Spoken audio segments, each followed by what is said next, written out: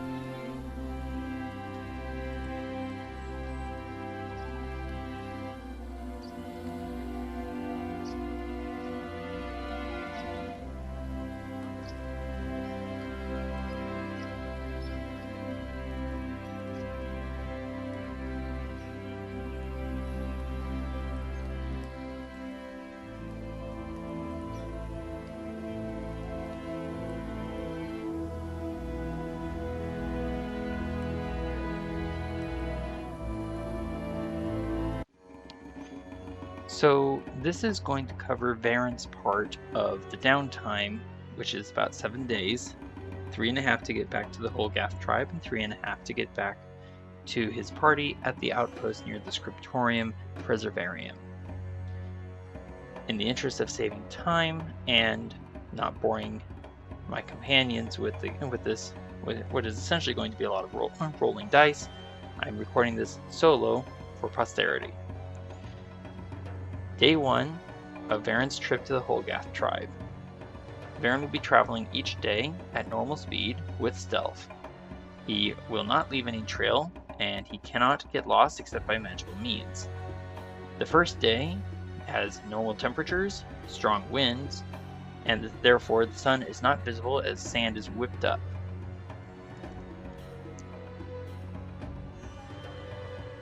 So Varin must make a survival check at normal.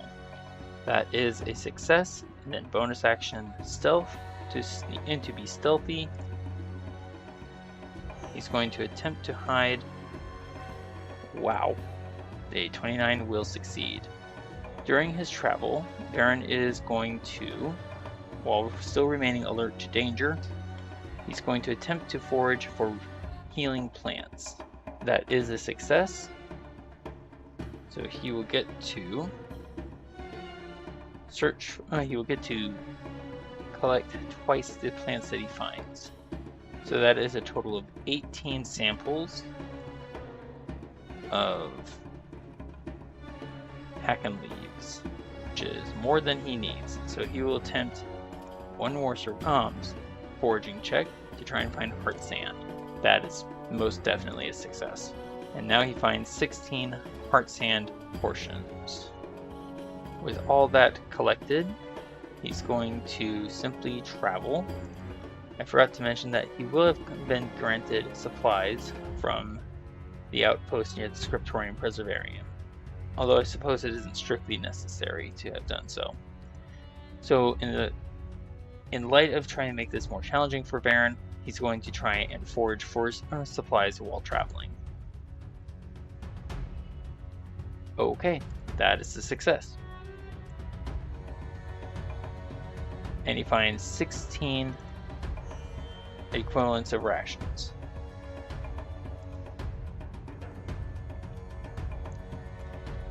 And once more for water, and that's also a success. So he's able to, wow. Okay, so that's going to constitute the entire first day of his travel. Now, 8 hours of travel is not going to take up the entirety of the day. He has traveled a total of 24 miles, and he has until his next long rest about 13 hours from 12 p.m. to 12 a.m., which is when he'll turn in and start trancing. So for the first 8 hours of this, Varin will craft a first level spell scroll of Hunter's Mark, costing himself 1 spell slot, and then he will spend the next 4 hours working on Hack and Leaf Brews. Then he will trance at midnight, but before doing so, he will hide and use hide in plain sight to make sure that he will sleep undisturbed. So that's a 24 stealth check. And that concludes Varin's first day of travel. Come the dawn, or rather come 4 a.m. when he comes out of his long rest trance, having recovered all spent spell slots, Varin will simply cast non-detection on himself. That will last for the next 8 hours. You may note that I have taken some diamond dust already from some of the diamonds. Given how much dust he actually needs, probably has not even broken up one entire diamond yet. So, with non-detection in effect, pardon, Varin will make another survival check. Day 2 starts off with normal temperature, another strong wind, resulting in the sun not being visible. So Varin's survival check will be at normal. And that is another success. So he will bonus action hide to try and pass by undetected. And that is a success. I forgot to mention that he would have sent back a animal messenger to his companions, detailing that the day was uneventful, that he passed by various groups of fire giants searching for him, and that he'll keep in touch as he travels. So he has made himself non-detectable to divination magic. He is stealth and he knows which way he's going. He will have eaten some food, drunk some water, and so begins travel of day 2. All things considered, he's probably not going to forage for now because he already has plenty of supplies. Having said that, 15 supplies out here in the wilds, probably not the best of ideas, so he will, instead of trying to forage, he will simply use locate animals or plants to find some edible plant supplies and forage for those, finding another 16 samples of edible plants, of which he will only take 5, so that he has just as much as he needs. Having traveled for another 24 miles, Varin will spend this afternoon once again working on a spell scroll for another Hunter's Mark spell, and send back an animal messenger reporting that he took a different direction than going across that stone bridge again. In so doing, he passed by, again, several groups of hunting fire giants, but leaving no trail and not getting lost, he was able to elude them with ease. And he has completed 2 days worth of travel. And now he will spend the next 4 hours brewing 4 more Hack and Leaf brews, or rather 2 hours to complete and make himself have 6 Hack and Leaf brews. Then he will settle in for a long rest, taking care to arrange himself so that he will not be discovered. That's a 31 stealth check. Thank you, hide in plain sight. Dawn of the 4 a.m. of the 3rd day. Varin will waken, having completed his long rest. He will have eaten some food from the prior day and drunk some water. The 3rd day will be 20 degrees colder than normal, no wind and no precipitation, leaving the sun visible. So Varin's survival check is going to be much easier to navigate, plus he'll have advantage from being able to see the sun. That is definitely a success. He will then cast non-detection on himself and bonus action hide.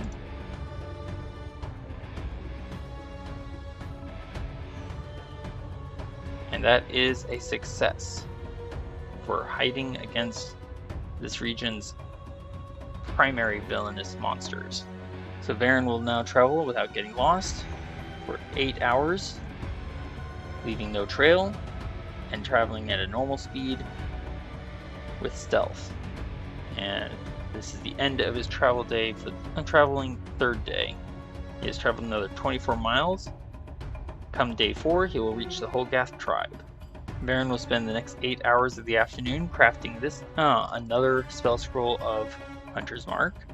He'll eat his food and drink his water, and then he will send back a messenger reporting that he evaded several patrols of goblins, left many of them confused as to what they were following, or even if they were following anything, and had kind of just a bit of fun confusing them and stealing several valuable pieces of leather from them.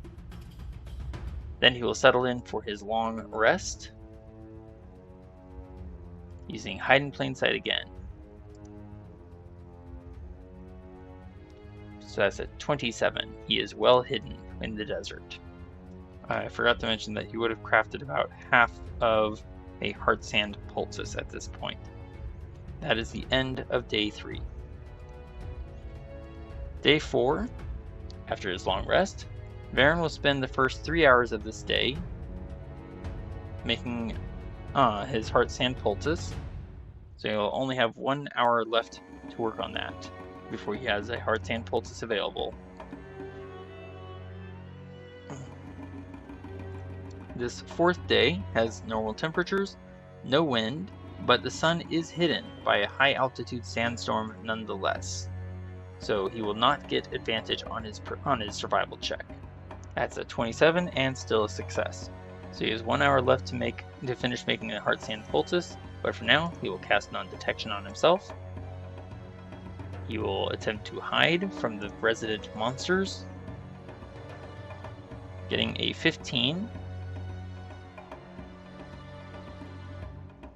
which I need to see if that is a success or not.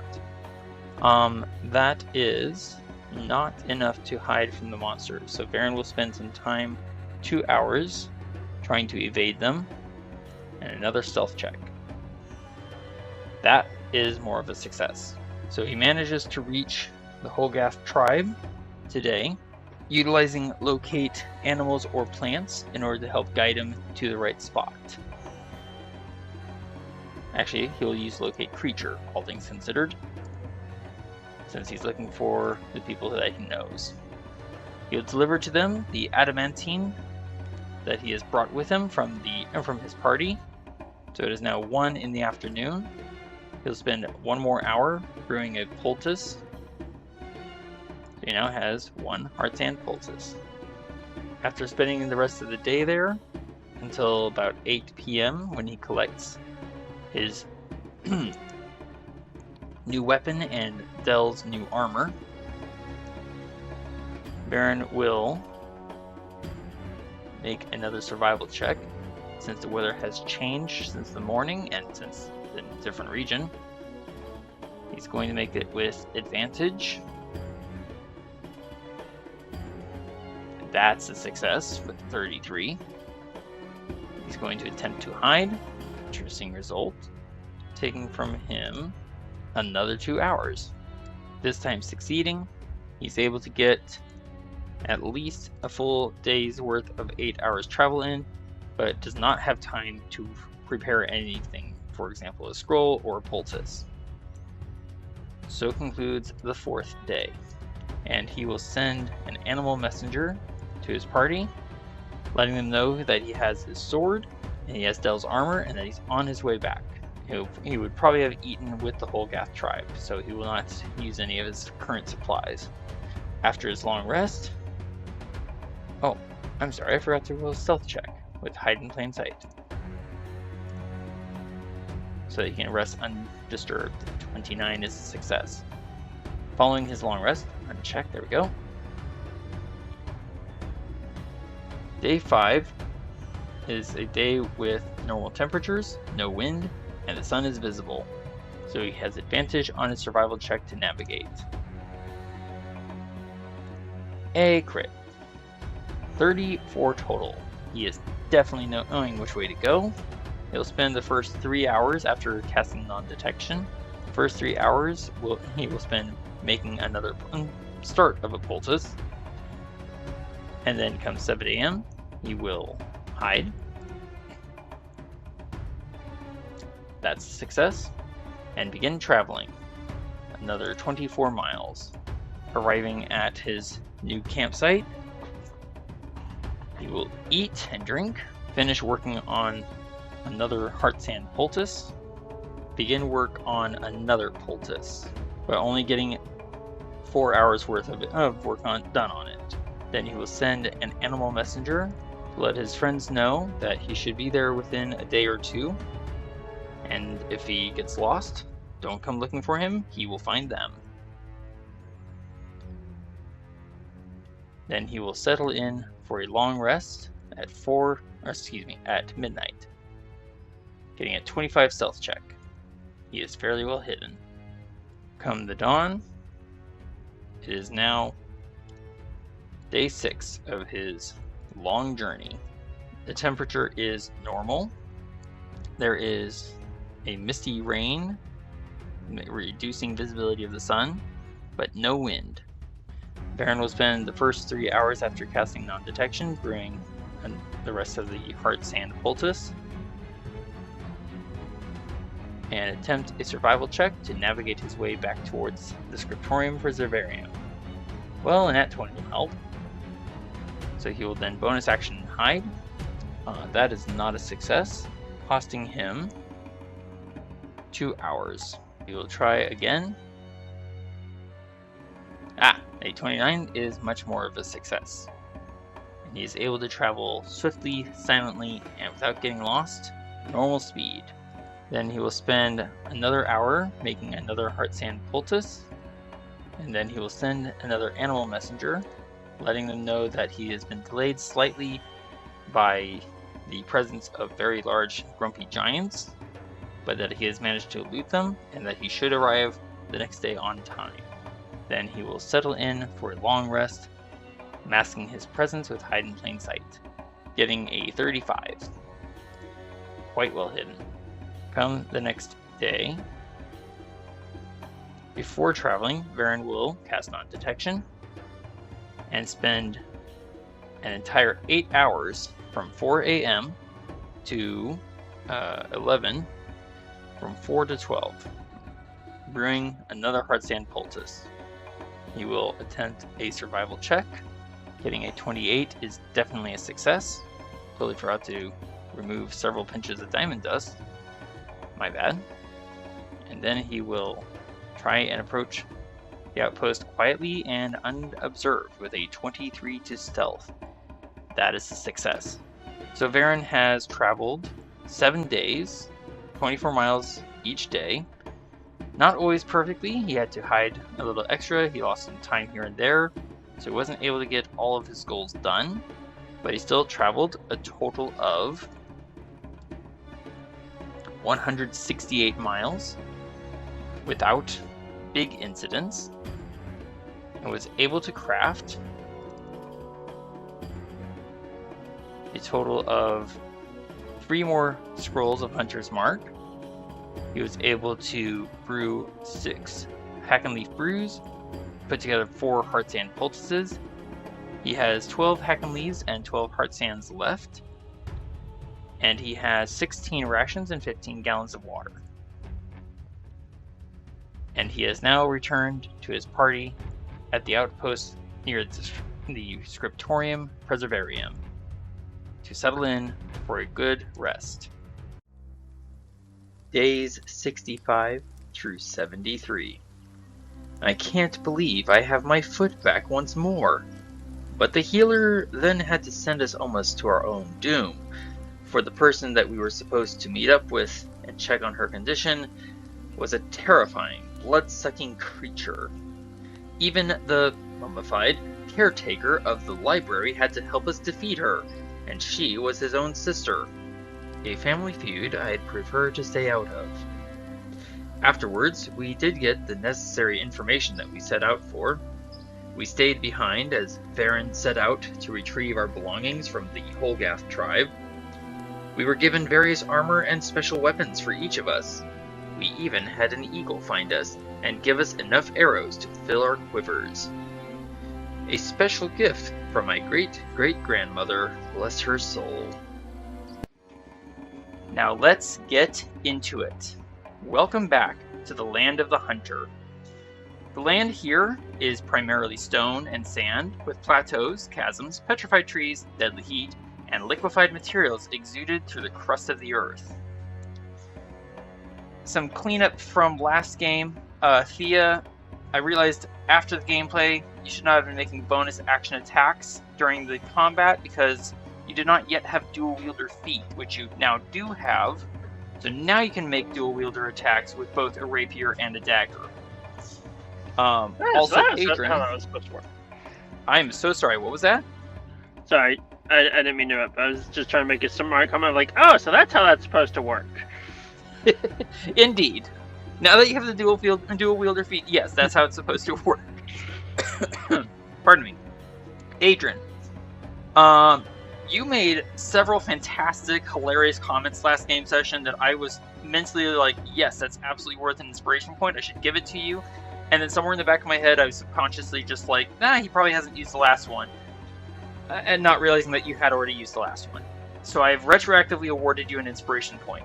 So, my bad. Alright, so getting into gameplay, the three of you, Adran, Thía, and Del, have spent 7 days of downtime in what is mostly a human outpost here in the desert, set on top of a tall mesa. Its purpose, when constructed, was in order to provide a safe place and support for those exploring what they were calling the Sunken Tower. They have since been educated by us elves that it is not the Sunken Tower, it is the Scriptorium Preservarium, and the current undead inhabitants are unwilling to allow visitors, perhaps even violently. So there's some decision going on about what they're going to do. In the meantime, Varin set out on a 3.5-day journey out to the Thra Tribe and 3.5-day journey back to obtain his repaired sword and Del's new armor. On the first day, after his first day of travel, eventually an animal messenger, a bat, came flying into the outpost, right up to Adran, and in Varin's voice said, uneventful day, but I passed several giants searching the land about for us. I'll keep in touch. And then it chirped and flew away to go find somewhere nice and dark to rest in. Another day, a second message came in, again by bat. I went a different way than the stone bridge, and I passed more hunting giants. I might have seen one of their outposts. And a third messenger another day. Evaded many goblins, left them confused about whether there was anything to follow. Took some leather from them to make some more scrolls. A fourth messenger eventually came in. Lost 4 hours eluding several monsters hunting the area for us. It seems we've kicked up quite a stir. Returning with sword and Del's armor. A fifth messenger came in. A day or two more, if longer, do not search for me. I will find my way around these monsters to you easily enough. And finally, the sixth monster. Delayed by eluding several annoyed-looking giants. I should arrive on the morrow. And Varin did indeed return on the 7th day. Completely unscathed and by battle. In that downtime of 7 days, Del worked with the people of the outpost near the Scriptorium Preservarium, casting spells, healing hurts, brewing potions, and writing spell scrolls. As a result, Del, please roll me 3 different times, 1d6 plus your wisdom modifier. And you can choose, this is to see how many doses of an ointment made from mushroom powder, saffron, and fat, how many gem-encrusted bowls, and how many samples of mercury, phosphorus, powdered diamond, and opal mixed together you've earned from your week's worth of work. From your 7 days of work. You can just go ahead and roll and determine which result goes towards which material components. Does that make sense? I'll take that as a yes. So 2 more of the exact same roll. I understood I'm rolling to get stuff. I kind of lost track after that as I was trying to figure out how to punch it all in. Okay, roll that same roll 2 more times. Yeah. So you got a 6, an 8,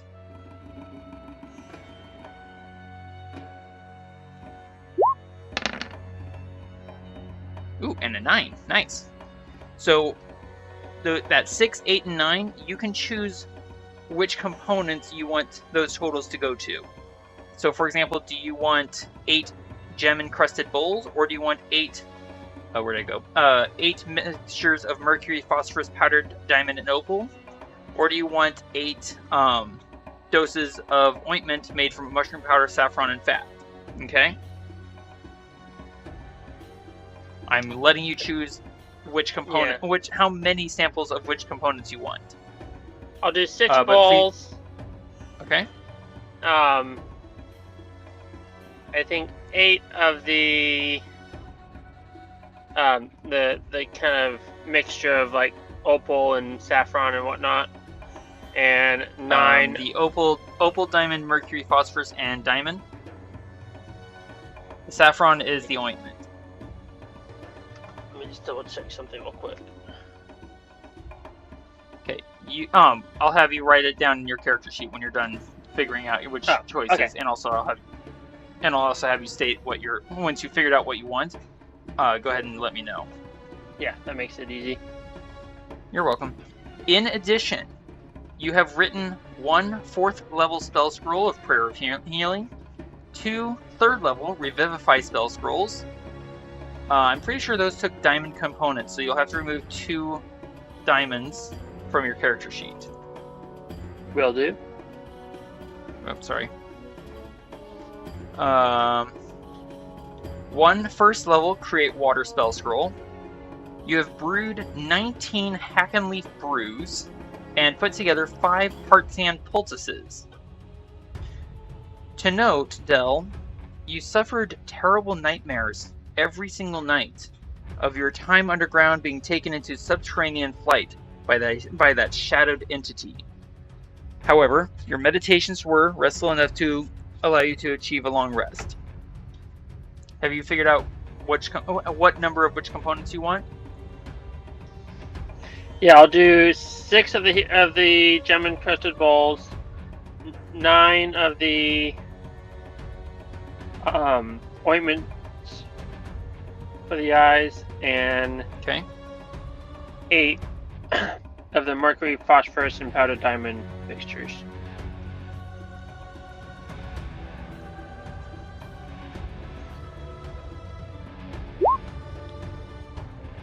And you said 9 of the ointment? Yes.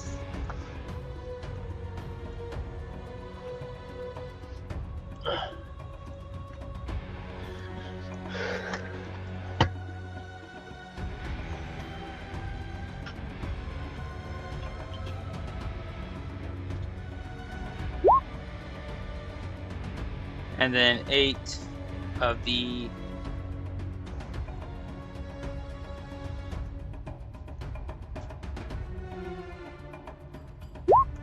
There. So does that look right? Yes. What I just put? Okay, excellent. Thía, you have roamed wide for several days and scavenged quite a few healing plants, which enabled you to help Del brew potions, as well as, keeping a few aside for yourself. With reliable talent, I took the average of what you could find. You were able to garner over 4 days a total of 320 individual healing plant samples. During your downtime, you brewed 14 Hack and Leaf brews. You now have remaining 127 Hack and Leaves, 155 heart sands, 50 arrows carved from the remains of the wood. You have even found 5 reeds, which can later be carved into 5 individual arrows. So total, you should have 55 brand new arrows available for distribution. In addition, Thía stole a book from the Scriptorium Preservarium. And note, you have not been able to re-enter the temple, the Scriptorium, because no one's able to cast non-detection on you.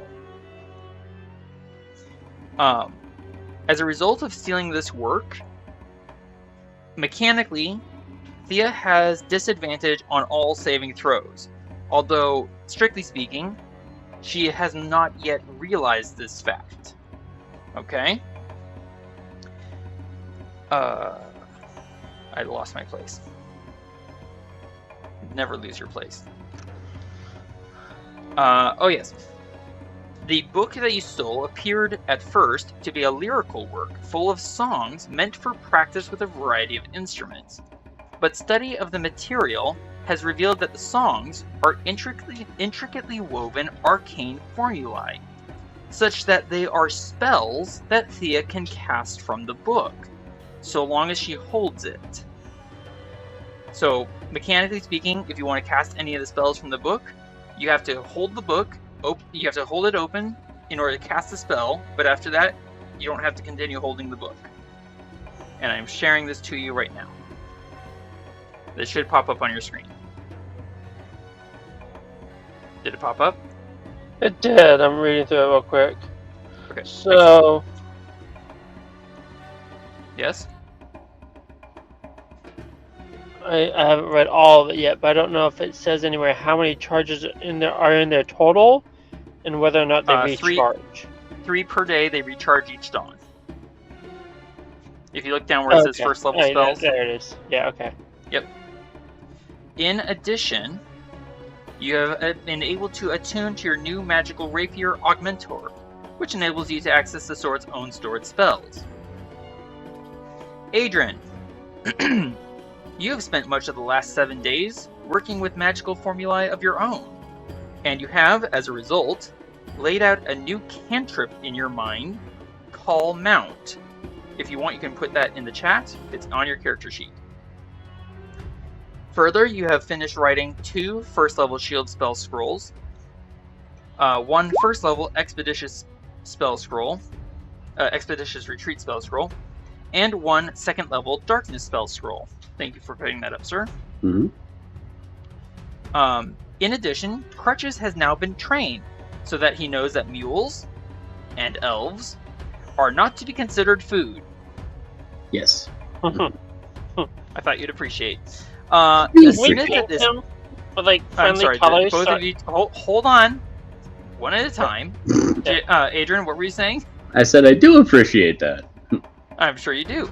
Now, Thía, what were you saying? I was just gonna say, can we paint him with friendly group colors so I know which spider not to shoot? As soon as I find some war paint, I'll let you know. Pardon me. Where was I? How about this? Who's the one with the saddle? Yeah, exactly. The one that's usually being ridden by Adran. Don't shoot that one. Don't shoot. The smith at this outpost, Bayoff, in return for the opportunity to work with the rare adamantine metal, has crafted studded leather barding for Crutches. And that is added to his character sheet already. Wait, say that last part again. Your mount has armor. Oh, cool.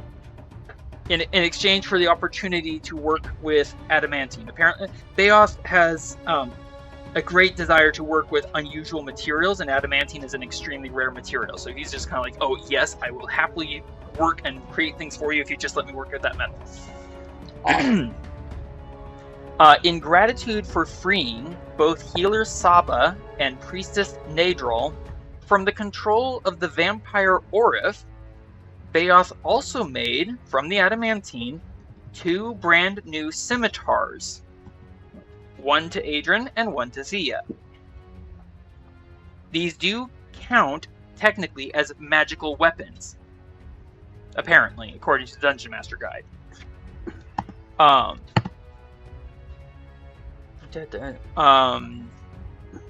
lost my spot again. And he has also plated the bone cart that we have with adamantine, so it is no longer vulnerable to bludgeoning damage, keep in mind it can still take damage. Finally, the outpost has completely restocked all of our food and water supplies and given Dell the equivalent of an explorer's pack. All of these changes have already been added to each of your character sheets. During the week of Varin's travel, Varin was able to complete 3 first level... I'm sorry, I hear a lot of noise. What? Sorry. Okay. That was my time for brushing my teeth. Oh, okay. Varin was able to complete 3 first level Hunter's Mark spell scrolls. He brewed 6 Hacken Leaf brews and assembled 4 Heartsand poultices, leaving himself 12 Hacken Leaves, 12 Heartsands, 16 rations, and 16 gallons of water. He brings back as well studded leather armor for Dell. It's already on his character sheet and equipped. And his own remade sword, which is now a silvered adamantine scimitar instead of a silvered short sword. Ooh. Indeed. Mm-hmm. All right. Actually, let me just quickly move us to the travel map.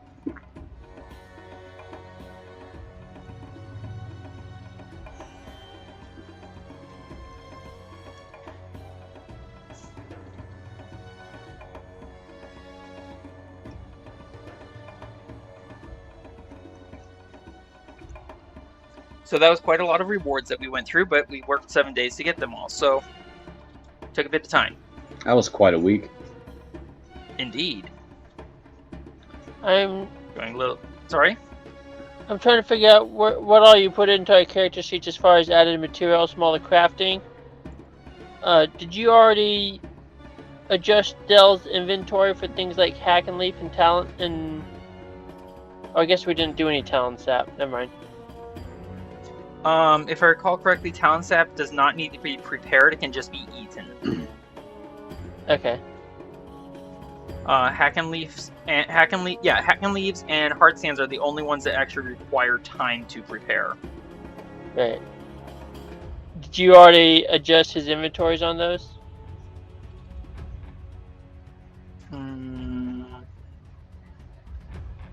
I don't want to go making changes and then realize I doubled something you might have done or not. I think I forgot to adjust his totals of Hack and Leaf. Oh, sorry, Hard Sand poultices. You brewed. Where is it? Nope, he made 5 Hard Sand poultices, and that's what he has. Okay. So somewhere in the back of my head, I was like, you should have more, and I forgot. Oh yeah, it takes 8 hours to prepare 1. Yeah, I didn't remember if he already had any or not. Also, in addition, Thea, you do have 1 complete potion, bottle of Alchemist's Fire. Okay. So, it is now day 73 that we leave the outpost behind and the Scriptorium Preservarium. It is our 20th day in the desert. As we set out, or rather, as we're traveling along, I just realized I'm on the... Okay. It is fairly early in the day. We've been traveling for... I just remembered, oh yeah, I should probably do a navigation check, since I'm, guide. Survival. Yeah, 23 will work, okay. After a little bit of traveling, Varin happens to look back towards the west-northwest direction. Huh. A bird. I don't remember the last time I saw a bird out here. Does anyone want to take a look through their spyglasses, since Varin doesn't have one? Sure. What kind of bird do we see? Looking in the direction Varin indicated, soaring high overhead, you spot a giant eagle flying over the stony terrain and mesas in broad, sweeping circles. Looking through the spyglass, you see that it's wearing a harness of leather, upon which are several bundles and sealed quivers, but no rider. That's unusual.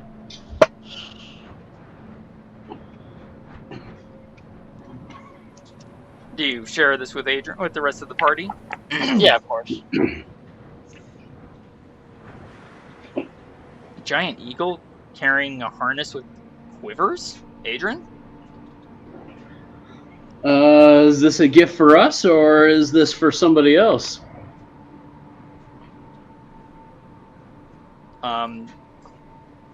Do we stay in sight, or do we try to hide?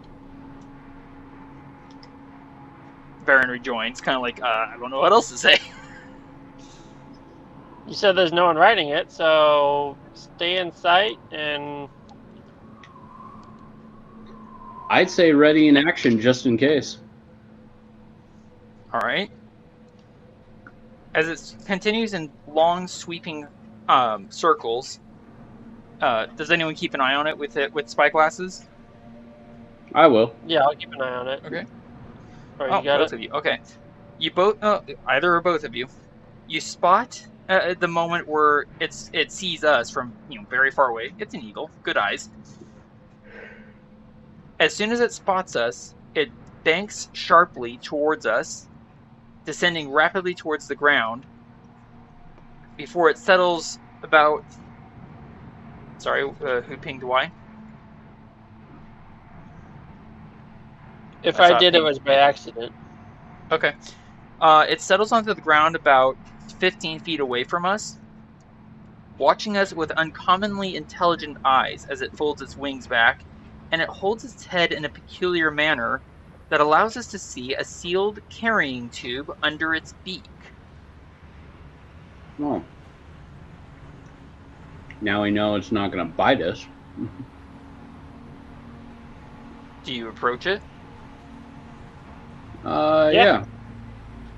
Okay. It stands quite still, watching us calmly as we approach. It is indeed bearing several quivers. And, excuse me, the tube underneath its beak is a sealed leather tube, inside of which, Adran, is a letter.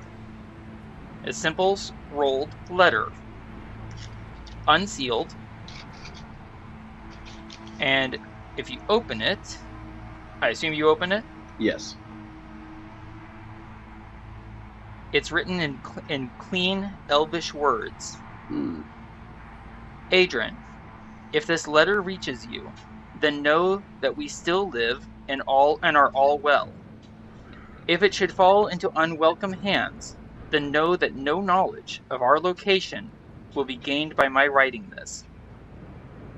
Thrandavar bears this message. Had you taken the far wiser path and joined me in pursuit of druidic lore, I would soon have been introducing you to him. He is an old friend and has agreed to search you out if you can be found. He brings many arrows of our crafting for you to use, and I ask of you to avoid answering this letter with anything of your activities or movement. Just tell me that you are well, that Varin has not gotten you into any trouble, and that Del's whereabouts might be known to you at least. We have found no sign of him since the day you rescued Antinua and Enna.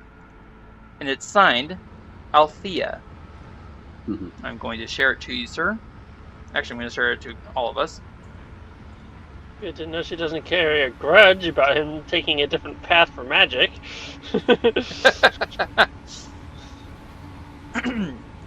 Well, Adran, you may remember, this is your great-great-grandmother's writing. Yes. And show to players. So there you go.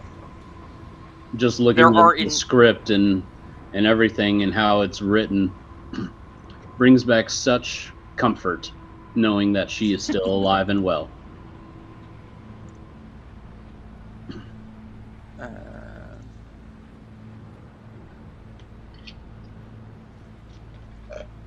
So there are enough arrows that we can all completely restock. To 100? If that's what you had available. So 500. No. Alright, so that means... There. Varin is currently carrying 4 spare quivers of arrows. I think, Adran, I think you gave him one of his quivers. Or one of your quivers. I did give you one of my quivers. Okay. But in turn, I should have at least 4 quivers full of arrows. You should or I should? I should, at least.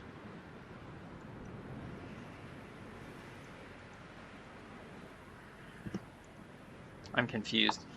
I thought you gave one of your quivers to Varin.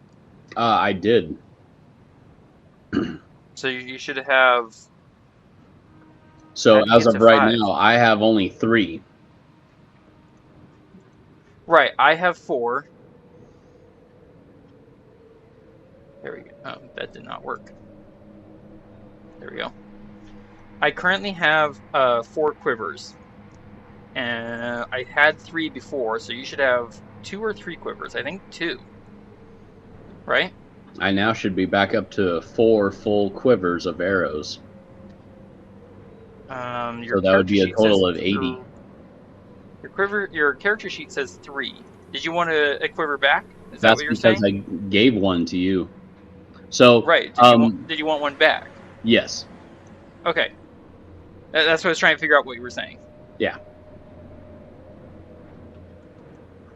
Alright, so I currently have 3 spare quivers, in addition to my regular quiver. Yes. Gotcha. Okay, so I have a total of 4. You have a total of 4. There we go. I figured out your words. Mm-hmm. I am smart. What? I was going to say, aside from the arrows that she just finished crafting, Thía only appears to have 1 quiver. Would she be able to get any extra quivers off the bird?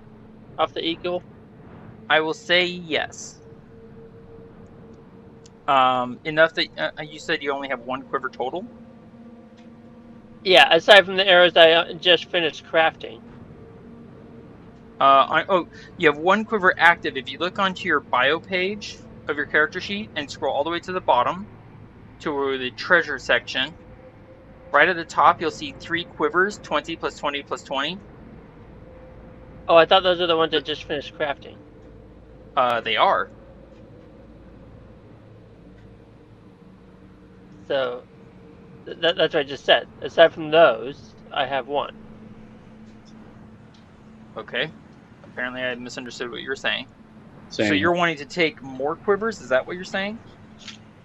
I was asking if there's any extra quivers available off the eagle or not. I'm pretty sure there are. Considering that I seem to also hand out a few of my arrows to you guys sometimes, it seems worth it to stock up when I can. To be fair, we use more arrows than you do. Yeah. Excuse me. Yeah, you can take... Roll me a d6. Oh.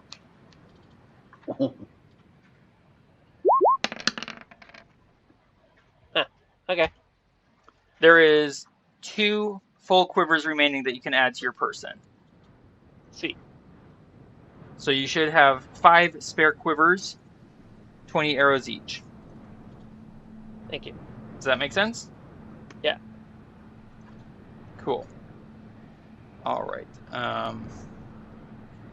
Do you want to send a reply back, Adran? I do want to send a... Well, oh my gosh. Speak Si, words. senor. I do want to send a reply back.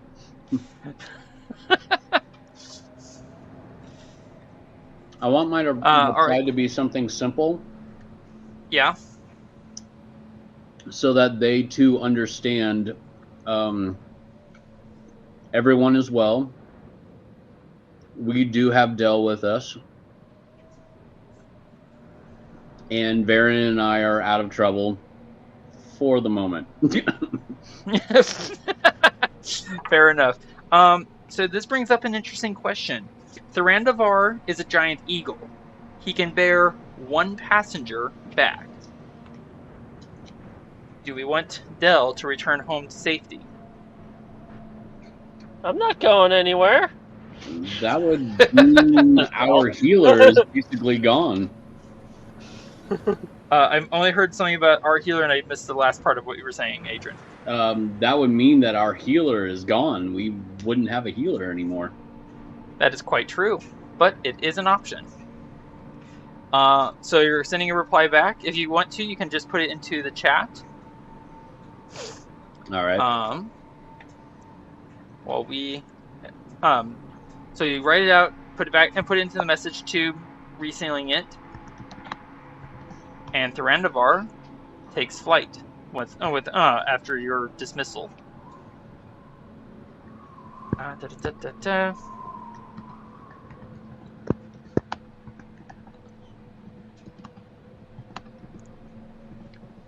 And we continue on after that. Whoever would like to, although I do think it would be more appropriate for Thía and Del. Yes, okay, I'll ask this question first. Whoever would like to can give me an insight check.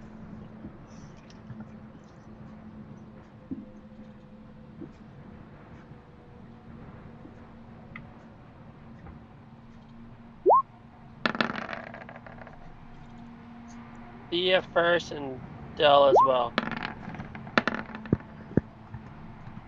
Okay, Thía, you do not notice. Del, it occurs to you as we travel that it's rather odd that we haven't gotten into any fights. We've gone a total of 24 miles in 8 hours by the end of the day, and we've not gotten into any fights. If you had to guess, it's as though the lycanthropic curse that Varin was under, it's as though it had been driving Varin to subconsciously seek riskier and riskier routes. Adran, you wrote, "We are well. Varin and I are out of trouble for the time being. Del is safely with us. I am happy to receive this message. May Seba keep you well and safe. Adran." Nicely written, sir. Del, the knowledge of this, your intuition on this matter brings up a question. Did you want to share anything with Thía and Adran about what you saw? Or do you still want to keep it to yourself? Yeah, so... And, did you want to do this in a manner that Varin is not aware?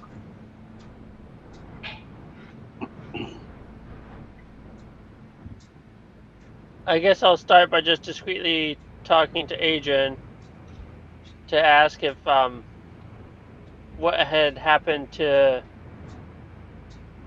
Varin to get him cursed. And then I don't know if you want to run through that, but I could describe to him some of the weird visions that Del saw. Would it help to give you the information again? I have the information available. I just wasn't sure how much you want to put you on that. Recapping what happened. That's up to you. That's up to you. How much do you want to share?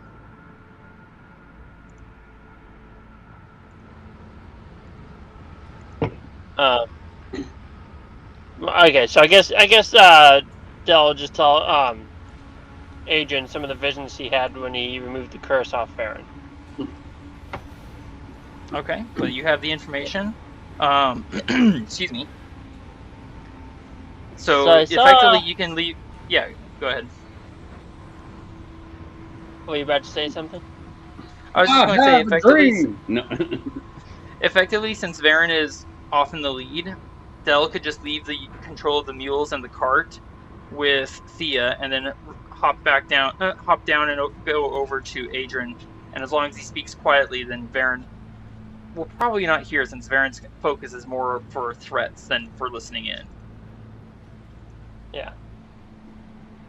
So I saw a few visions when I removed the curse from Varin.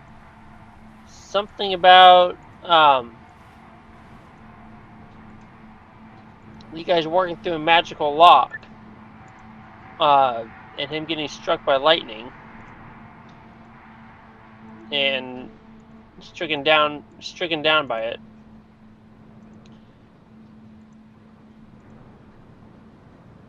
And I saw another one where Varin stood back up, his soul reknit to his body, but its fate now altered on a fundamental level. Thía has just finished pouring a potion down his throat.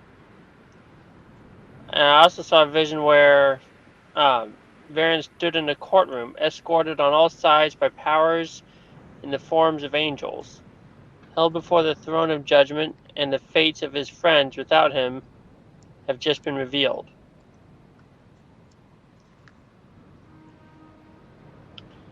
And these are all visions of something that's happened in the future?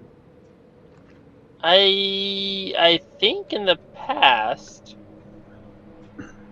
but I didn't fully understand it. There's another vision. Well, part of that last vision, he was told, this memory will be left with you, Varin, Shadowstalker, but you will be warded from it for the sake of your will and word. Del, rather than seek rest, Varin has agreed to return to your friends and people. In exchange, he has agreed that he will take upon himself the burden of his friends' fated curses, without foreknowledge of curse or cure. He must sustain and seek to overcome each curse and earn its cure and reprieve.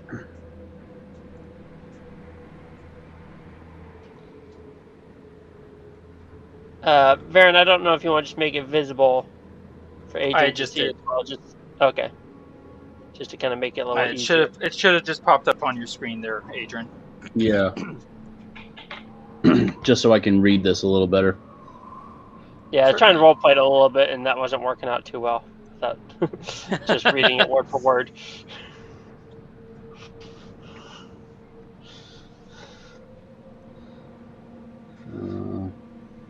I am actually going to copy this text and then save it on my profile page so then I can go over it later.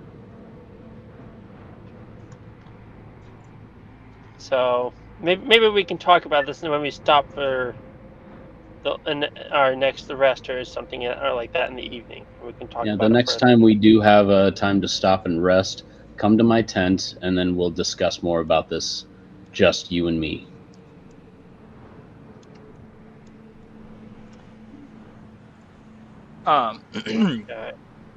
Varin will have turned around at some point, come trotting back. Notices that Del and Adran are talking. He's kind of like, okay, whatever. We're drawing close to the end of our travel. Unless you really want to push harder, Adran, I suggest we find a place to rest for the day.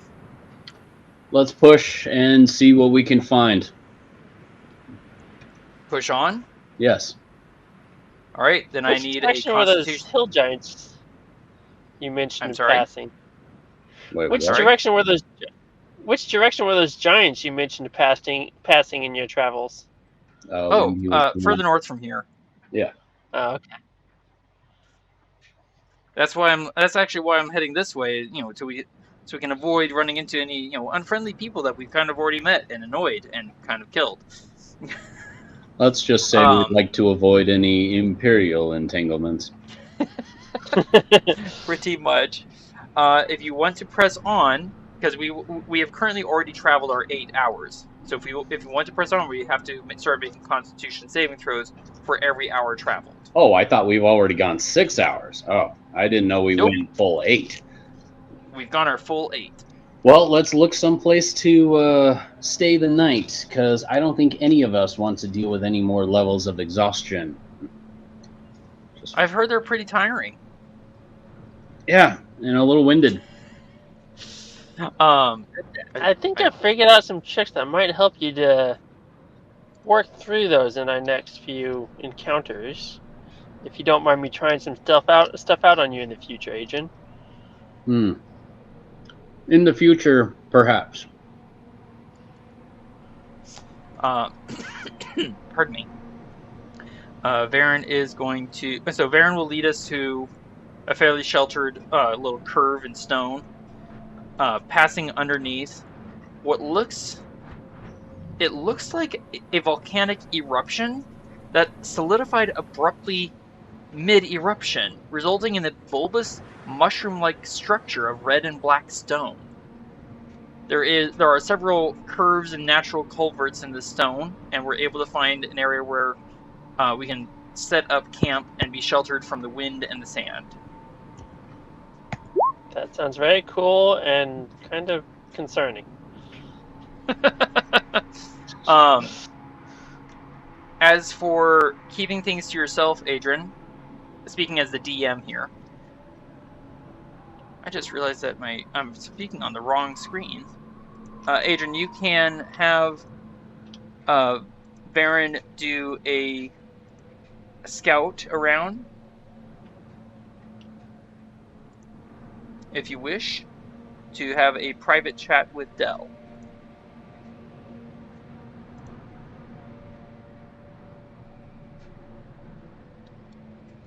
And or Thía.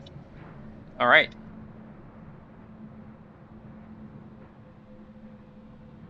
Adran is going to suggest to Varin to just go scout around, make sure there's no issues or problems or threats in the area. I assume that you want to have Thía as part of the conversation with you and Del. And if you can just type yes. Sorry? To be honest, I think we might have expected to do a little more traveling before we took a rest. We might want to ponder on it for an evening and talk it out at the end of I'm sorry, tomorrow. what are you saying? I was considering that I think we expected to travel a little bit further before taking a rest.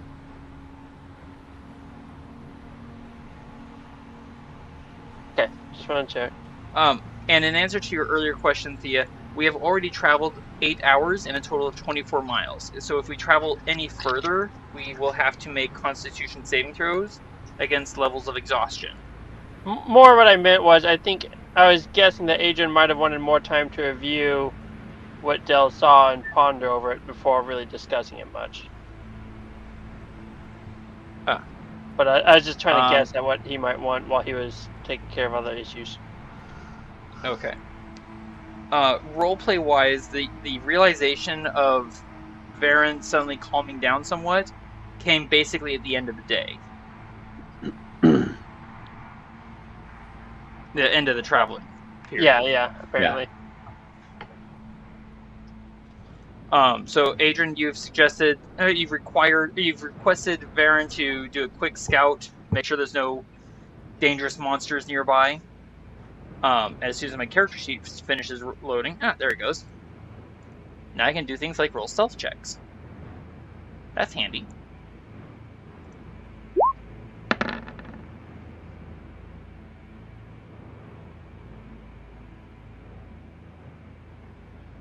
So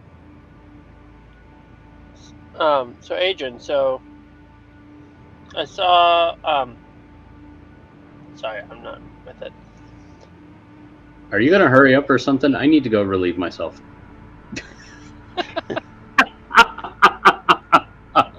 That's I'm sorry. Go. Come on, let's go. Okay.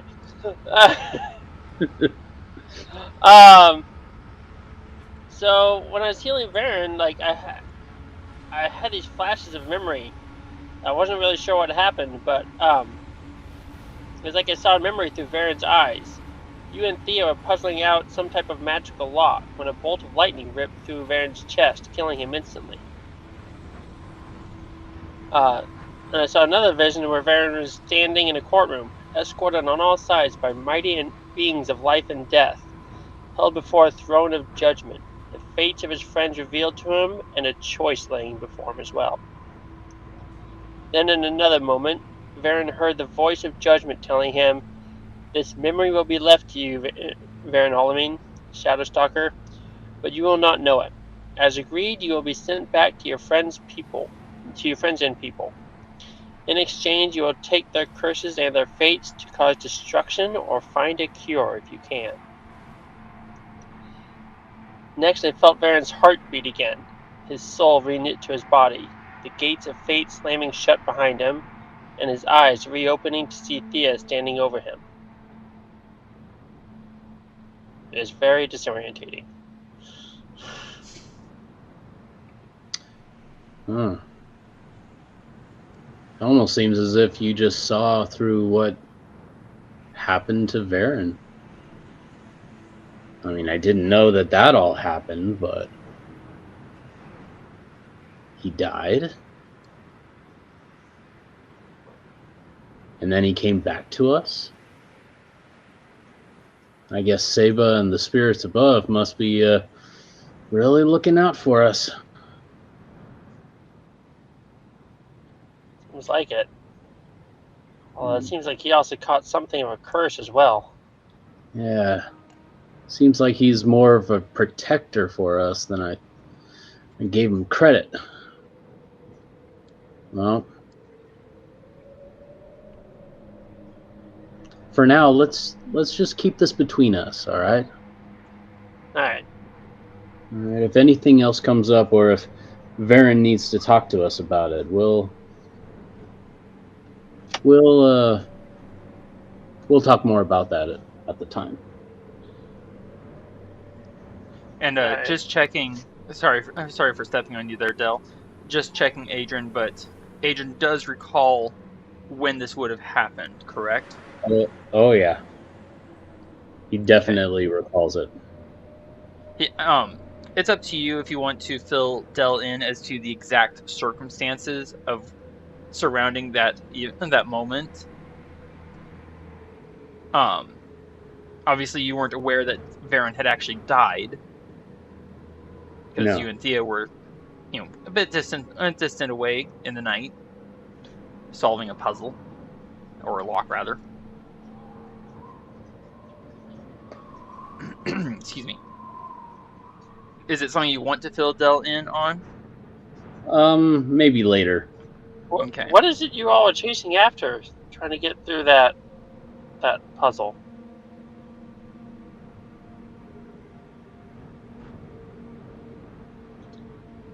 It's a little harder to explain, Del, but well, you know that heart stone that we've been carrying around? Yeah? It's basically all surrounded around that. Or at least we thought it was a heart stone. It's actually a keystone. Still trying to figure out the mysteries of it and how to actually work it. We've gone through many trials and through many various testings, especially with those trying to enter our minds and take control. And there was even a point, too, where we got really close to figuring out... What? Is that what's been disturbing your sleep, do you think? Well, partially. But that's also, too, where some of our curses did come from. Like, Varin was cursed by elementals. He couldn't go near rocks or stones or water or anything like that. To be fair, that happened to... Excuse me for stepping on you, Adran.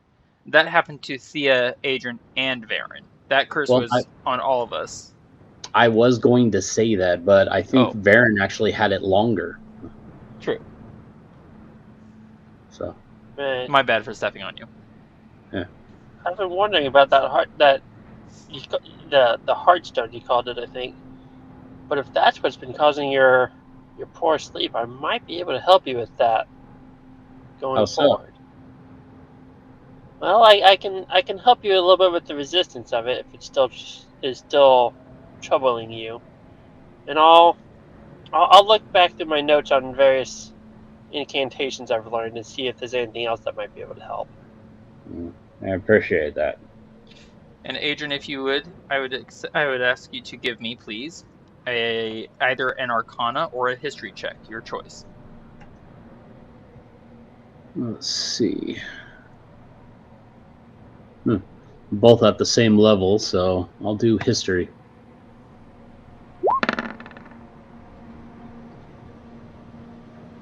You recall that, yes, the curse did linger, the elemental curse did linger on Varin longer, but it lingered not necessarily because of, Varin's death, but rather it lingered because Varin was cured of a different curse, specifically mummy rot. In point of fact, you were brought down by the hand of a mummy, yet you did not suffer the curse of its touch. Varin did.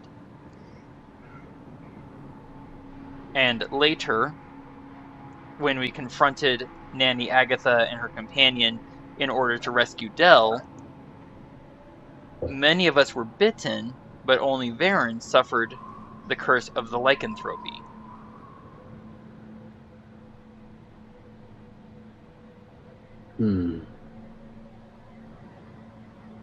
So it seems like whatever happens to either Thía, Del, or myself, Varin takes the brunt of it.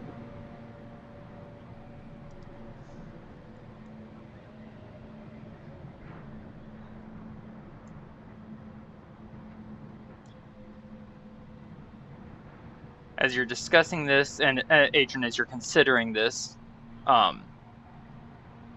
noting, I'm sure, that means that Varin has now suffered 2 curses, excuse me, since this apparent doom was laid upon him. You gradually start hearing footsteps and voices commenting back and forth. Varin and Thía must be returning from their scouting trip. Real quickly before they return, Adran, did you want to consider bringing Thía in on what Del has revealed? Yes, I would. Okay. Thía, you have navigated around the massive mushroom-shaped bulbous form of stone in one direction, while Varin went the other way. We are returning back to our intended camp spot, having detected nothing out there. Are you discussing anything with Varin? Yeah, so I've been, well, frankly, just kind of screwing up and not doing as well with catching myself before I mess something up lately. And that sounds unpleasant. Yeah, it seems to have started since we visited that scriptorium with the fog and the mummy in it, and well, and that blood drinker. Well, I did kind of, yes, and I found this book there, and right after I picked it up, I got this unsettling feeling that settled into me that I haven't been able to shake since then. You found it, or you took it? I found it. Oh, Thía. And Varin just like drops his head in his hand, like, oh no. There's this one. Oh nice no. Magical tricks in it. What? Uh, I didn't see any signs on it to say do not take. Oh no.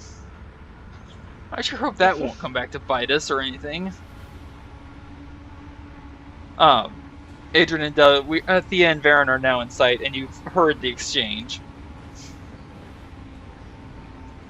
Excuse me.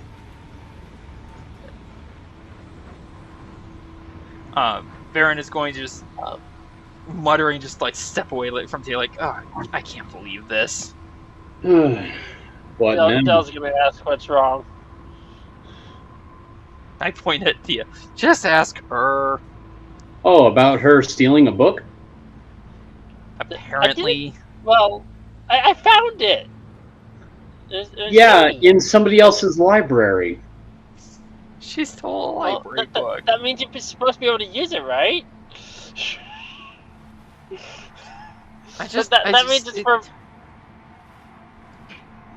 Do you really Oh, think goodness. you were able to find a very, very mint condition, authentic, very, very important informational book in the desert?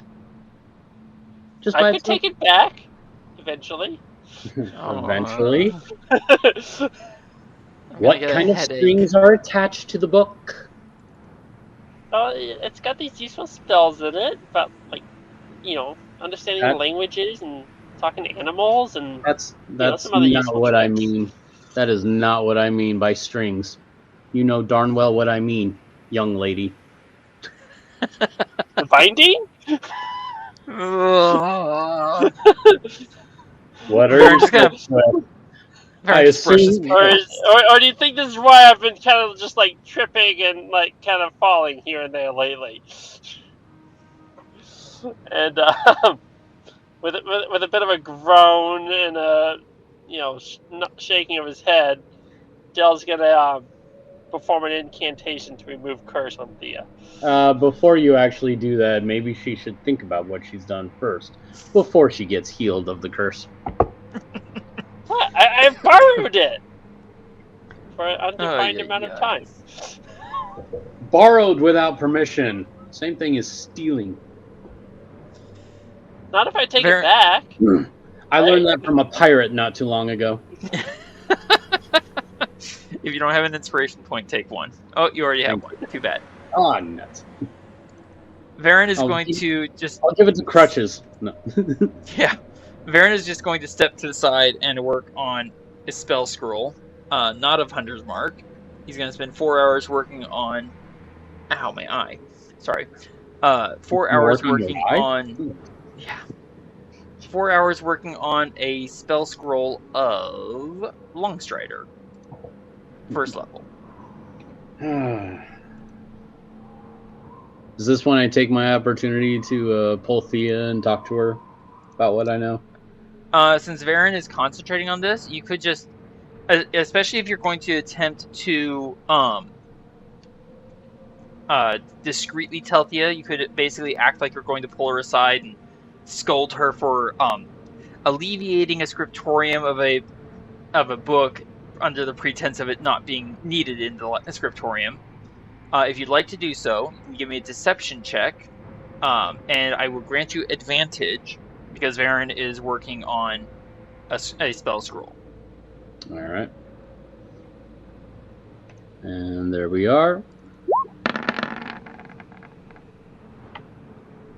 You are not very deceptive, sir. No, I'm not. Maybe my next character should be.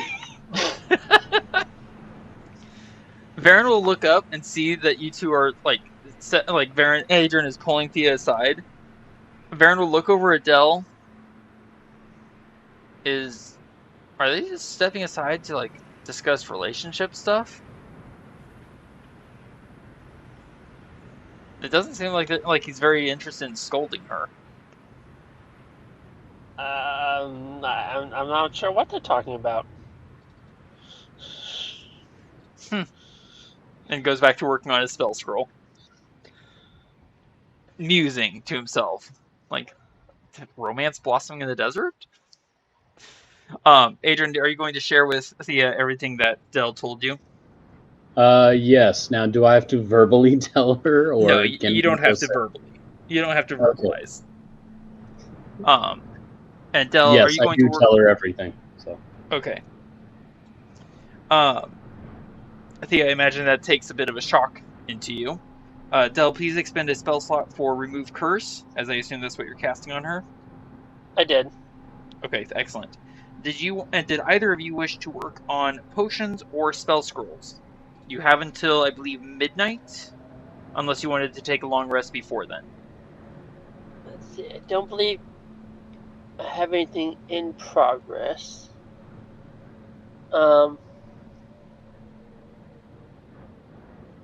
I do. Sorry, I gotta catch up. I was trying to work on that while you were doing that.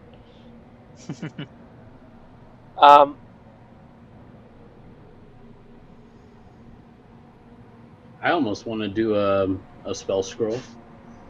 Okay. Varin will toss you a piece of leather liberated from a goblin camp. Ooh, nice. I found it. Quoting Thía. To be fair, I actually did find the goblin encampment, and I did find leather there. Was this found or stolen? Oh, it was definitely stolen. Oh, okay. Liberated from goblins that don't need it.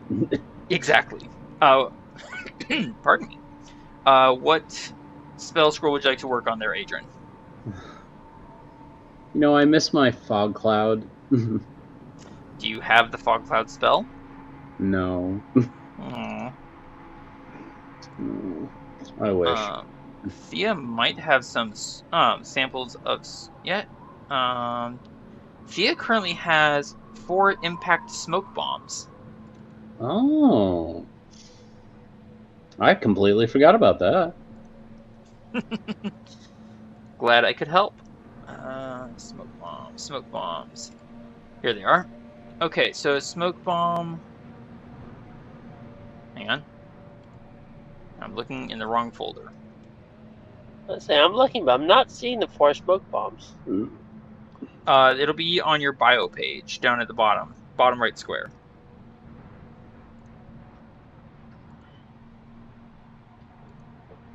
Oh, that's that one. Okay, yeah. I'll trade you smoke bombs, Adran. Do you have anything useful I could use? Well, let's see. Oh, come on. How come you're not scrolling? Come on, scroll. There we go. Let's see. I have... You know what? I actually have 3 more beads of force that I still have not used. I would happily trade you 4 smoke bombs for beads of force. Oh no. All right. So 4 a smoke bomb for 3 beads of force? Yep. Done.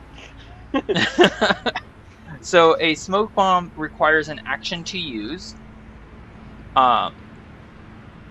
Once it impacts and explodes, it emits a cloud of smoke that creates a heavily obscured area in a 20-foot radius.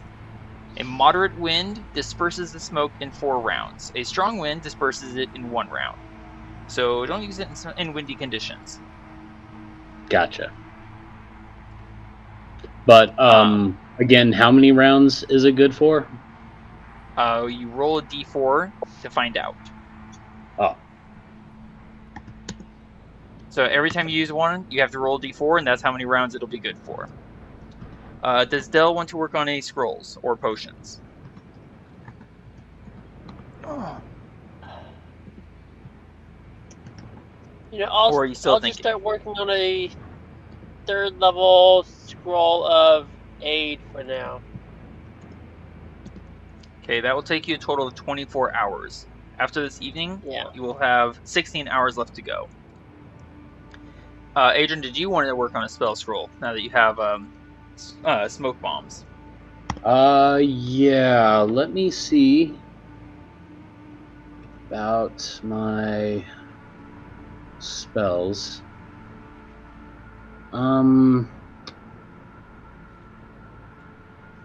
Let's do a spell scroll of protection from evil and good. What level spell is that? That's a number 1 level. Okay, so that will just take you until midnight. All right. And I will expend another leather sheet for you, Del. There you go. It's for you to work on your spell scroll. You will each need to expend a spell slot per day that you're working, per 8 hours that you spend working on the spell scroll. Okay. Thía, would you like to take up watch until midnight? In a moment, but also just as a quick kind of management issue, I was gonna remove the long strider spell from Thea's ring of spell storing, and Del's gonna cast mirror image into it instead. The only way you can remove it is to cast it. Yeah. Sorry? Yeah, she'll just cast it, but okay. just kind of expend it and replace it with a spell of mirror image. That took so much effort, Varin complains sardonically. Well, I could...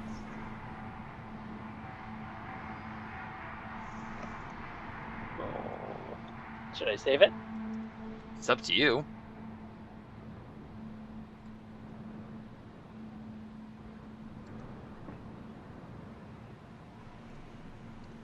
I think I meant sarcastically. Oh well. Okay. So if you want to use it, I'll... You're gonna use it. I'll keep progressing with what I was doing. Okay, no worries. All right. In that case, you spend the spell of Longstrider, and I'm sorry. What did you say you were casting into it from Del? Mirror image. Ah, okay. And then you're going to climb to the top. I'm sorry. I'm just making assumptions. You're going to take up a watch. Sure. Cool. Where would you like to set up watch? Just anywhere on top of the stone.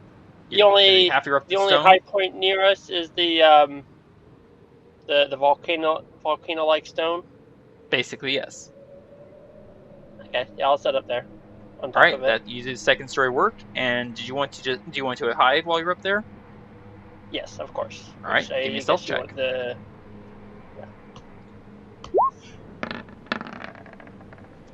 And there is a good use of hide in plain sight. Alright, so that's a 25 for Thía. Varin will work until 8 p.m. and then he'll settle in trance, taking a long rest. Adran and Del, do you keep working until midnight? Adran, Del? On the spell scrolls, you mean? Yes, on the spell scrolls. Yeah. Okay. Yeah, because we've already taken a long rest for this day, I presume, right? We have not yet. Okay. Also, we would have actually had to eat. Oh. So, who eats from the food supplies on the cart, or who eats rations? Adran? I will eat rations.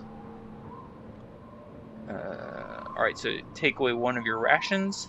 Varin will also eat rations. Del, you actually now have rations as part of your gear gained from the outpost near the Scriptorium Preservarium. Okay. Still seems like it might be wiser to just eat off the cart first. It is fresher food. Well, I'm also thinking if we lose the cart, I've still got my rations on me. Would you rather? But if I lose me, then well, I don't care what happens on the cart. If you lose you, that's hilarious. So you're going to Del will eat from the supplies on the bone cart? Yeah. All right. What about Thía? Is she going to eat rations or food from the cart? Food from the cart. Okay. That means there's 10 pounds left of food on the cart. It occurred to me... Minus 2 more for the mules. What? I'm alright with my lumber spread. Oh, gosh. Sorry, go ahead. Every time we try talking, we both talk at the same time. I've noticed. Go ahead, though. I was trying to make a joke by saying I'm still happy with my lamba spread. Yeah. Bite can kill a grown man for a whole day. I was going to ask for this, since we have not yet taken a long rest for this day, can Del, after casting these spells, can he go ahead and oh wait, that doesn't work out well. Would you rather wait until after the long rest? I was about to do that, and then I realized that actually leaves me with a problem, so never mind. Okie dokie. And I also took away 6 gallons of water. Oh, so the mules have eaten from the cart, Del and Thía have eaten from the cart, and everyone's had water. So Varin is going to settle in and take a long rest. And sure, before he actually starts trancing, he will use hide in plain sight to make himself hard to find.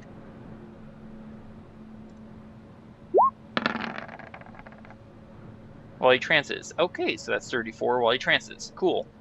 No one's aware where Varin is while he's sleeping. Or meditating, excuse me. Wait, where is he? Yeah, he just kind of vanished. What happened? Alright, so come midnight, Varin will have completed his long rest. Del and Adran. Adran, you have completed your first level spell scroll. Come midnight. Yes. Del, you have 16 more hours to go. That's roughly equivalent to 2 days. You two can settle in for a long rest, recover all spell slots and features and abilities. Varin will head on up, send Thía to her campsite. Go sleep. You're tired. Yeah. And Varin will now settle in and take. It's midnight. Before leaving the campsite, since it's going to last for 8 hours, Varin will cast at 3rd level non-detection on the campsite. That will last from midnight till 8 a.m. Taking away pinch diamond dust. Wrong button. And then he will take up a stealthy hiding position, spending a minute to prepare his camouflage. Wow. Okay, 37. No one's sure where Varin is. All right. It is now dawn. It is a quiet 4 hours of meditation for the elves. 4 a.m. comes around, and you come out of your trances. We're not sure exactly when, or even if, someone's going to attempt to scry on us. Generally speaking, it seems to be safe to travel somewhere after 6 a.m. If I could talk right, that would help. Adran, what would you like us to do? Let's all break for lunch. No. Do you want us to wait until 6 a.m. and then travel? Yes, let's wait till 6 a.m. then travel. Okay. All right. You could use those 2 hours to continue working on spell scrolls, Del. Or if you want, you could wait until the evening. How many hours did you say we got to work on them? 2. Well, it's 4 a.m. and we're leaving at 6, give or take. Okay. Yeah.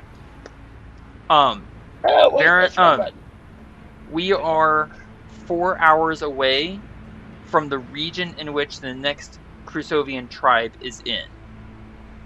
And then we have to find them. So at least 4 hours plus unknown amount of time in order to find the next Crusovian tribe. Okay? Okay. Does that make sense? Okay, good. Sorry? Real quick, as part of all the downtime that we finished, could I have had Thía spend about 6 hours working on Hack and Leaf Brews? During our downtime? Do you mean during the evening prior? Yeah. I would say sure. Okay, thank you. You're welcome. Alright, so it is now the 74th day of our campaign against the Hobgoblins.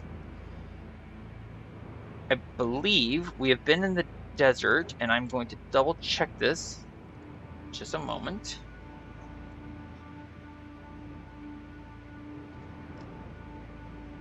I want to say we have been in the desert itself for about 20 days, but I'm going to double check that.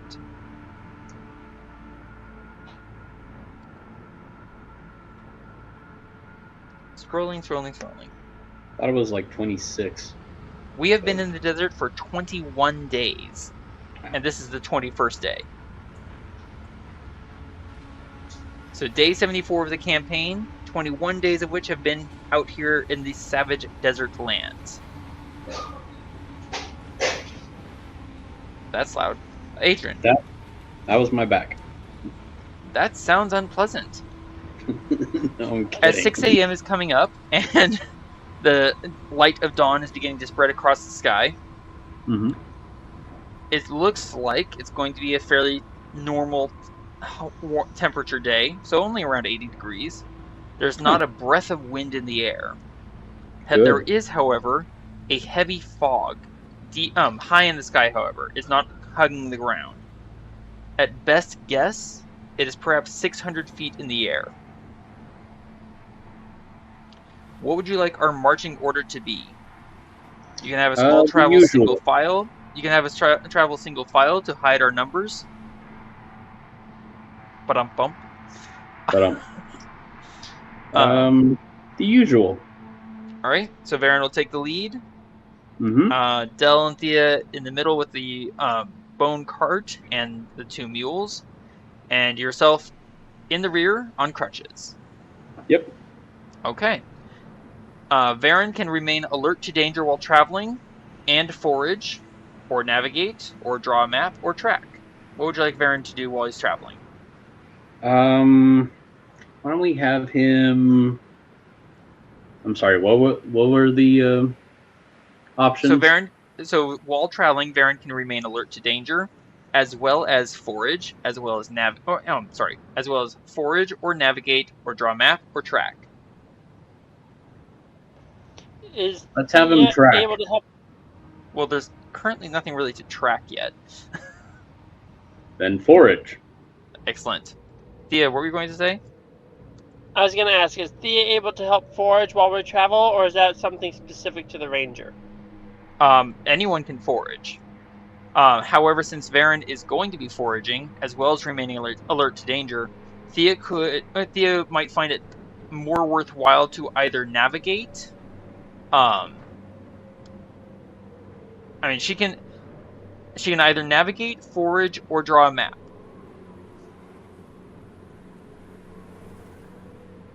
Or be alert to danger. Navigating. Or I could probably have Del navigate. Yeah, you could have Del navigate. Make up your mind. Trying to figure out who can do what and be productive. Yeah, I guess Thea should be navigating. I'm guessing that's a survival check. It is a survival check. It is, however, something that's only going to be... Excuse me. As I was going to say, before you prematurely rolled, I was researching this, and navigation checks only really need to be called when the DM deems it appropriate. Currently, to travel basically straight east, not a big challenge. So bad. Yeah, you're fine. Adran, what would you like Del and yourself to do?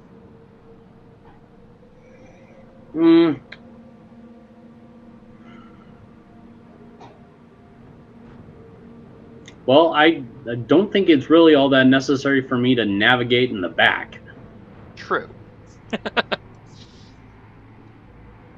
You can maintain an alertness to possible danger. You can attempt to add to the slightly ruined map that you currently have and try and draw your own map of the region. Or you could attempt to forage. Forage will require an ability check. Sorry? You know I'm not that good at foraging, but I'll try anyway. Well, I was going to say foraging and navigating both require ability checks. Drawing a map does not. Alright, I'll draw a map. And if we get lost, it might help us get back on track. Mm-hmm. But then again, we do have Varin leading the way.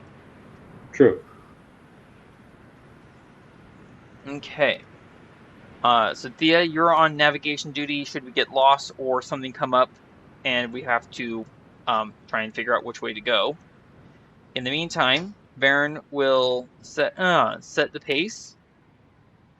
We're going to ignore difficult terrain while traveling for an hour or more. He is going to forage. He's going to forage for food supplies specifically. Make sure okay. I'm opening my character sheet on the wrong screen. How rude of me. Alright, survival.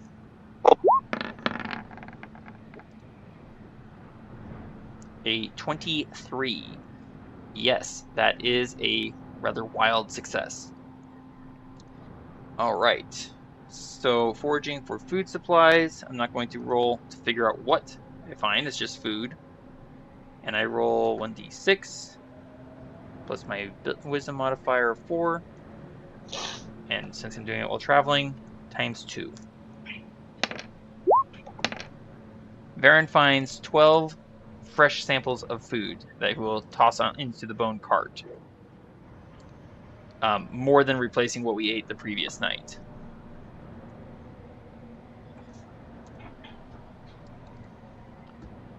We have traveled for 1 hour.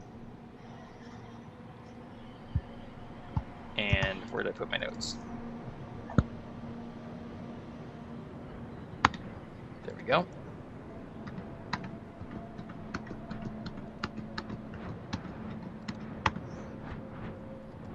Are you typing something, sir? A map.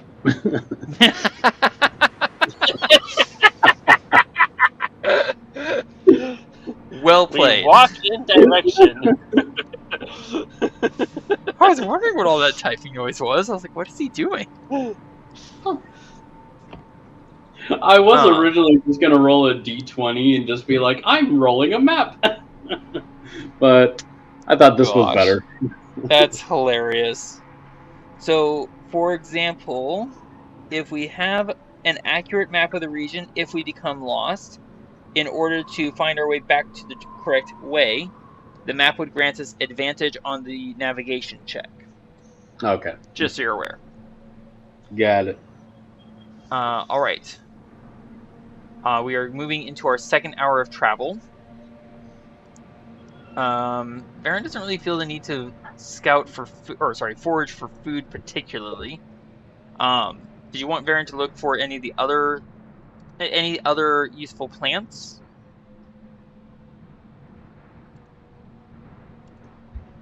Were you talking to me or Del? I'm asking Adran. Oh. I don't think we need food. Do you want me to look for anything else that might be useful? It would be awesome if we could come across a silvertaff or any of those marble pearls. If you get addicted to those things, I'm not helping you get off them. I'm sorry. But I will look specifically for silvertaff because those are pretty useful. Okay. That's actually, let me double check the DC here. Wrong handout. This handout. Actually, a roll of 20 meets the DC. So that works out pretty well for me. And I'm going to find 16 silvertaff. No way. I'm taking some.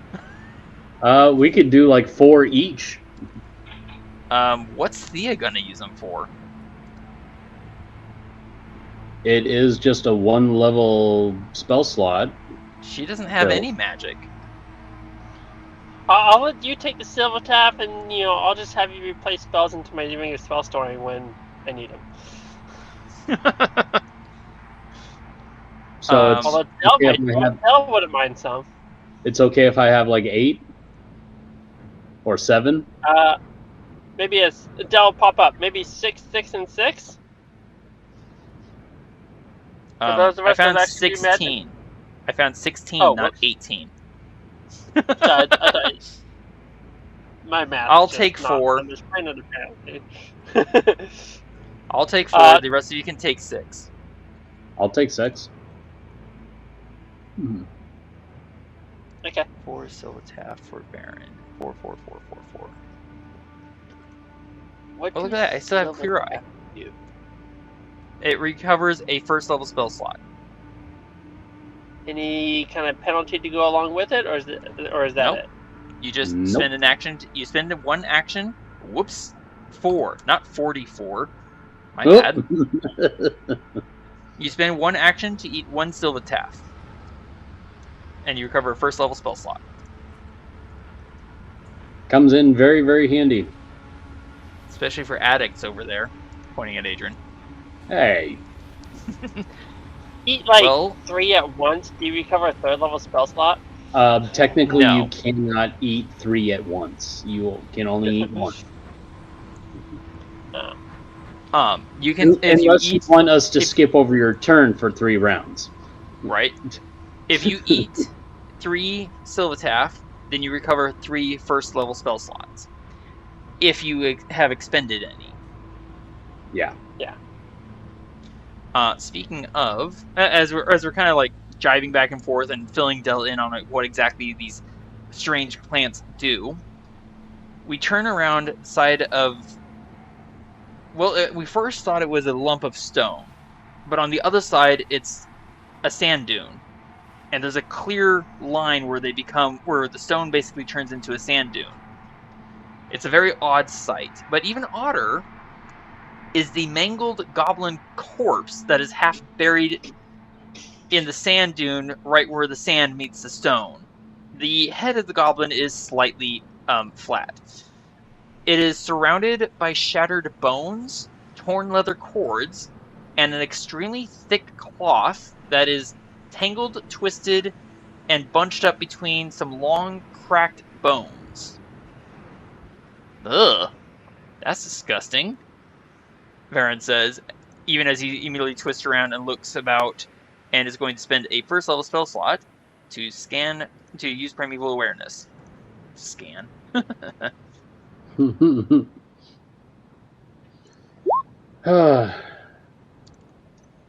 It looks as though as if it was crushed by something really big.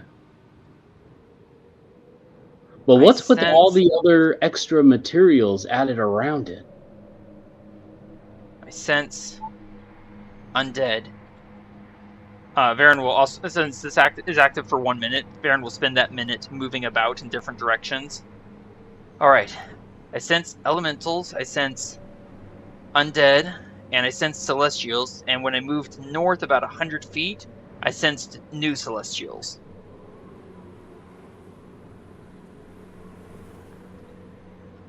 Well, we're in for quite a show. So, sorry, go ahead. Could Thea attempt to investigate the cloth and leather and the broken contraption around this goblin and try to see what shape it might have been in before it was broken? Certainly. And anyone who wants to can. And Del can provide aid with guidance. Sorry? Before I get preemptive again, would you like a dice roll or what? Yes, if you wish to investigate, then I will ask for an investigation check, and Del can help at least one person with guidance. Oh. Wow, 19 for Thea. Adran, are you also investigating the corpse? And it's... Oh, there we go. Wow. Both of you succeed. I forgot to get my investigation in there, but I don't think it matters. You mean you forgot to get your guidance in? Yeah. Sorry, for Del. That's okay. Yeah. I get messed up on words too. Adran and Thea, as I mess up on my words. Adran and Thea. It takes you a little bit of sorting and gathering and putting. No, this goes over here. No, it goes over here. No, it goes over here. Oh. The shattered bones, the leather straps, the longer bones with the cloth stretched between them.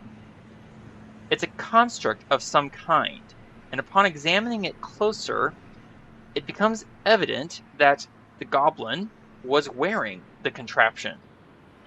Sorting through the pieces, it's very odd, but the cloth, once stretched into its intended arrangement, as it would be on the goblin's back, is somewhat in the shape of bird wings, though without the ability to move up and down. And Del, if you want, you can give a medicine check to examine the corpse. Varin is. Varin does not succeed. It's like, it's a dead goblin. Cool. Wow. Yeah, let me help you with that, Varin. Thanks, little guy. Del, I mean, obviously this thing was killed by extreme blunt force trauma. But on closer examination, it appears that it was a blow not delivered by any sort of weapon, so much as high-speed impact with the ground. By Jove, I think he's got it, Holmes. If I may say, it's almost like he tried to headbutt the earth. That seems to have gone worse. They'll take an inspiration point if you don't already have one. Yes. And if I may, Dale would have been using his inspiring leader attribute to try and kind of go around and apply lotions and potions to people's feet and help them gain 14 points of temporary hit points after our last rest. Thank you for bringing that up. That would actually be That would be a great name for a merchant or vendor or something. Lotions and potions. Yeah, you're fine. Adran and Thea, do you two want to share what you have discovered about the construction that the goblin was apparently wearing? So apparently, under investigation and coming to a full conclusion that this goblin believed himself to be able to fly, and ultimately failed. Fly. Yeah. Varin looked down rather pointedly at the rock. Oh gosh. They fly now. They fly now. They fly now. Adran, I am taking your inspiration point away.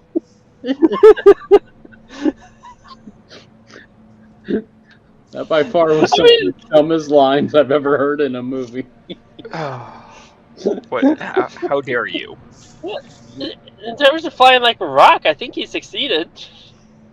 Varin is just going to look pointedly at the mangled, flattened corpse and yeah, flying worked real. I'm not flying. I'm not flying. I am not going to fly.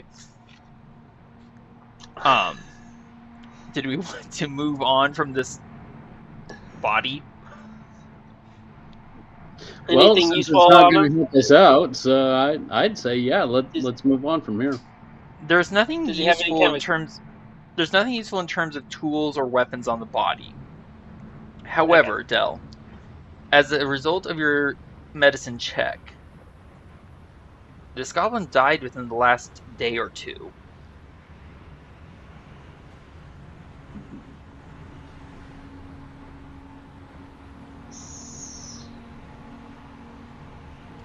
That explains why his skin is still intact on his, body. And he hasn't been eaten a rotting yet. Corpse. Well, I'm trying to figure if that indicates that he's been out here recently, or that he's been out here for a full day without anyone finding him. Well, it's either that, or he was flying around for a pretty good time, and then about a day ago, he died. Yeah. Hey, Varin. I wonder. I don't know about you, but I think we're going to be killing some orcs here real soon. What do you think? Goblins. Goblins are the small ones, orcs are the big ones. Varin just shakes his head. Goblins. I've got Lord of the Rings on my head. Varin just shakes his head. I thought you were the smart one. I know. The desert sand is getting to me. Apparently. Maybe you should lay off the marble pearls. If I had any. I'm not getting them for you. Actually, you know what? Better yet, I better wash my hands first. Oh no. Not a... Okay, fine. You earn... Good callback. You can have an inspiration point back.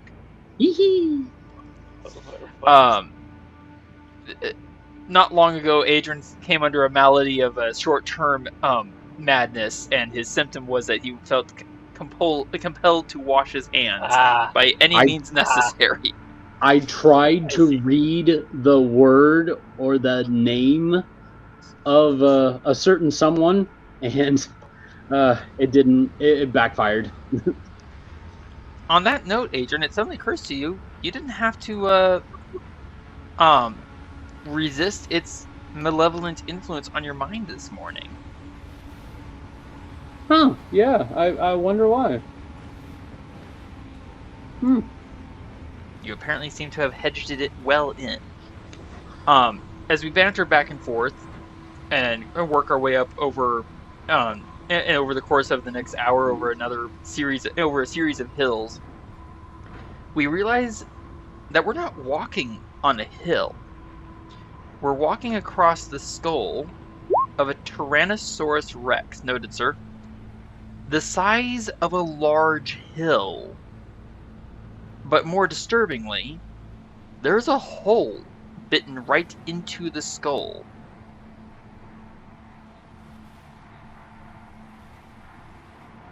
So, lunch. makes a really, really, really, really, really big lunge. That's disturbing on many levels.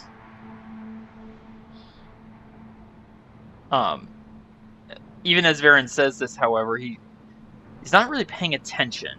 He's listening to what you're saying, and he's responding, but his eyes are actually scanning on the horizon, looking at the various mesas, dunes, plains, and his head cocks to one side and says, I hear something. It's like it's almost like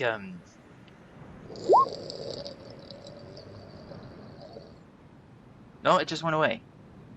Hold on. No, I hear it again. It's really long too. And I thought I was hearing things.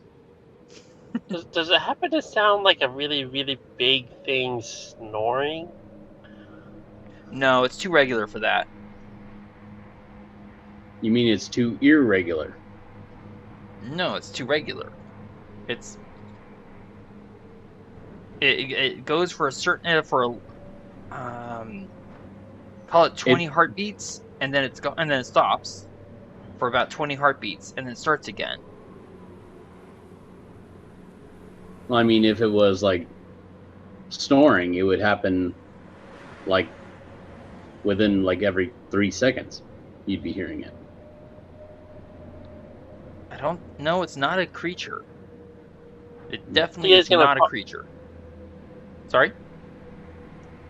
I was going to say, Thea's going to pop in with a question of, the big question is, we got 3 options.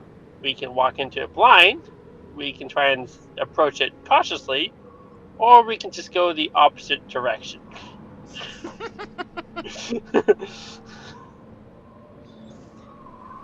It's almost as if you haven't really been with us for very long, Thea. I'm more trying to just point out that if we are going to approach it, we could do so cautiously, right? Well, we could all roll for stealth checks. Before us, from the top of this enormous head, or skull, before us is a wide plain. It is at the end of the various stony terrain that we have been crossing. Mesas rise continuously from behind us, beside us, but ahead of us is a singular tall mesa, about 70 feet in height, with great sloping sides at its base before it becomes sheer. Near its base is a ravine that has the smooth appearance of once having been a channel for water or lava that runs along the side of the mesa that faces us, so its western side, curves around to its southern side, and then runs further on to the east, splitting the land between grassland to the north and stone-covered sand to the south. Varin will point at that tall mesa. I can't make it out clearly, but I do see creatures moving about on the top. We are at an angle down from it, so this skull that we're on is not raising us up to be level with the top of the mesa. Does that make sense? Yeah. Yes. Okay. But I'm also starting to think there might be a lot of blind corners from my perspective. Yeah, there are quite a few blind corners. Okay. I can't see exactly what's happening, but I do see creatures moving about on the top of that mesa. Varin will eye Thea and then Adran's packs where you have your spyglasses stored, considering attempting to lift one. I'm just going to borrow it. Unless anyone wants to take a look. I'll take a look. Sorry, what was that, Thea? I missed what you were talking about this. Varin was considering the idea of borrowing either Thea's or Adran's spyglass to take a better look. Oh, she'll lend it to him. Lend it, as in temporary. Sure, I've already mine out and taken a look. from what we can see of the mesa, there are indeed several goblins. They are busily engaged in some form of disorderly and somewhat orderly activity. Watching them, we can see them lifting pieces of various things. They must be constructing something, or maybe even several somethings. It's hard to tell. Each goblin that we can see is armored, and wearing on their backs a rather large construction of bone and folded cloth. As mentioned, they are moving several different pieces into place on the ground, though what we can see is piecemeal at best. Adran, I will accept either an investigation or a perception check from you. Varin will go with perception.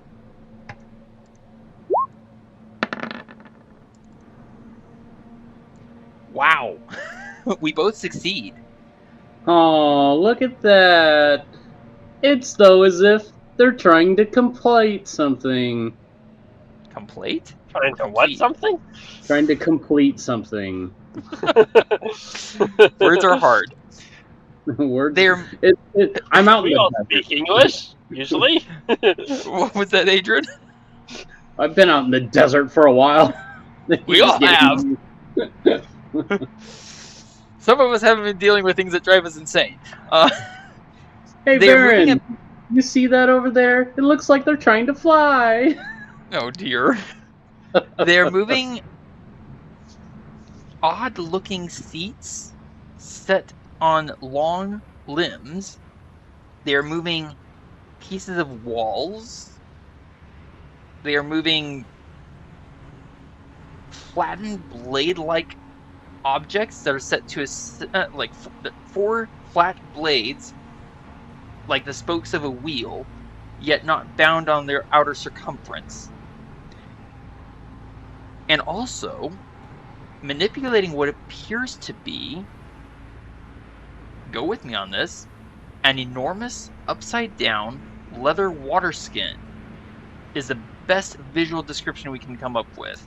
Except this water skin must be for an extremely unordinarily sized giant. And they are directing into the funnel of these leather water skins fiery blasts from a metal container. The huge leather skin is beginning to bulge, lifting slightly from the ground. The metal container produces great gouts of flames whenever the goblin holding it pulls a lever. And as we watch, one goblin catches some liquid that bursts from a leak in the container.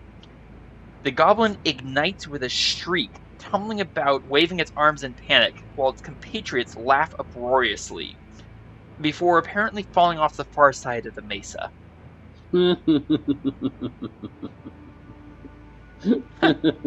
Barbecue.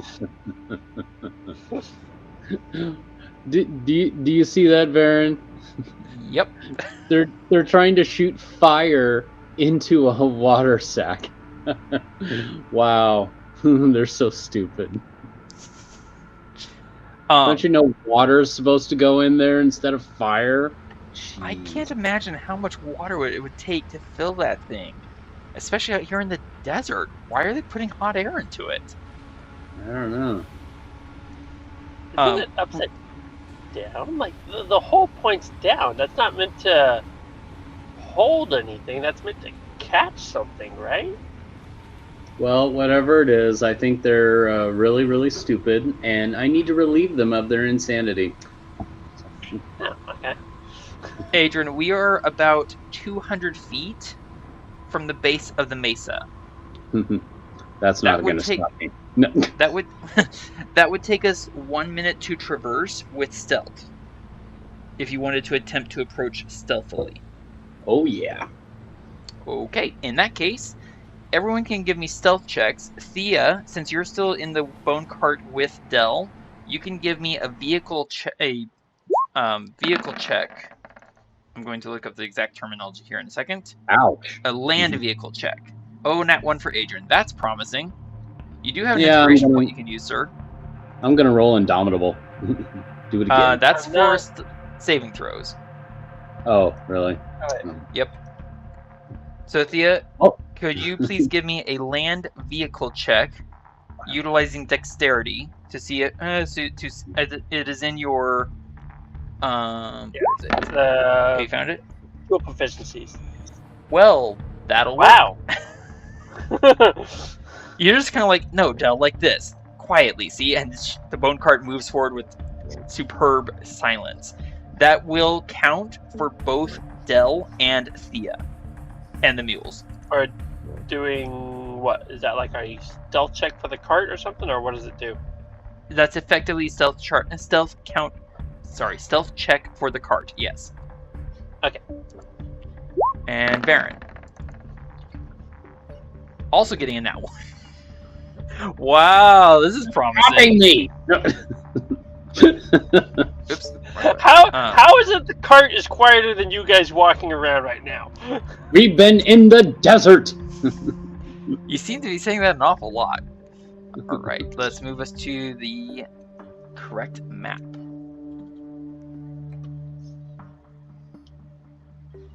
Okay, Crutches.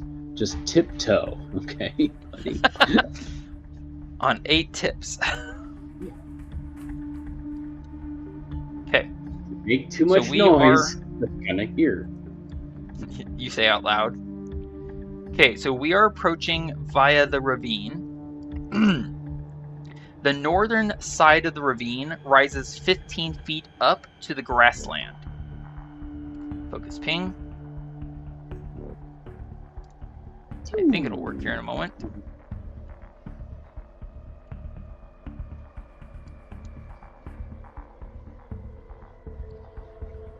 Did it zoom you guys into the appropriate spot?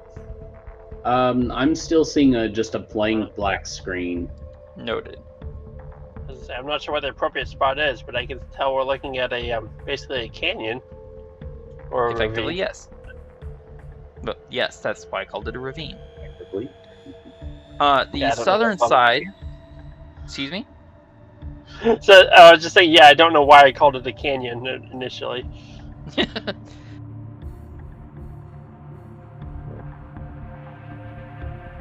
We have stealth, mostly thanks to Thea's handling of the vehicle.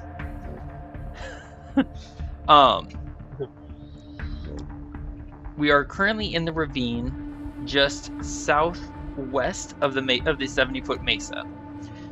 The side of the ravine to our north rises 15 feet up to the grassland. To our south, it rises 20 feet up to the stone-covered sands. The roaring noise of flames is very evident to all of us from the top of the mesa, despite its distance. It has taken us 1 minute to get this far. Adran, what are your thoughts? What would you like us to do? Oh, and further, from where Thía and Varin are, we can see that there is a slope up onto the grassland there. From where we are, there may be slopes up onto the sandland, but where we are right now, we cannot see it.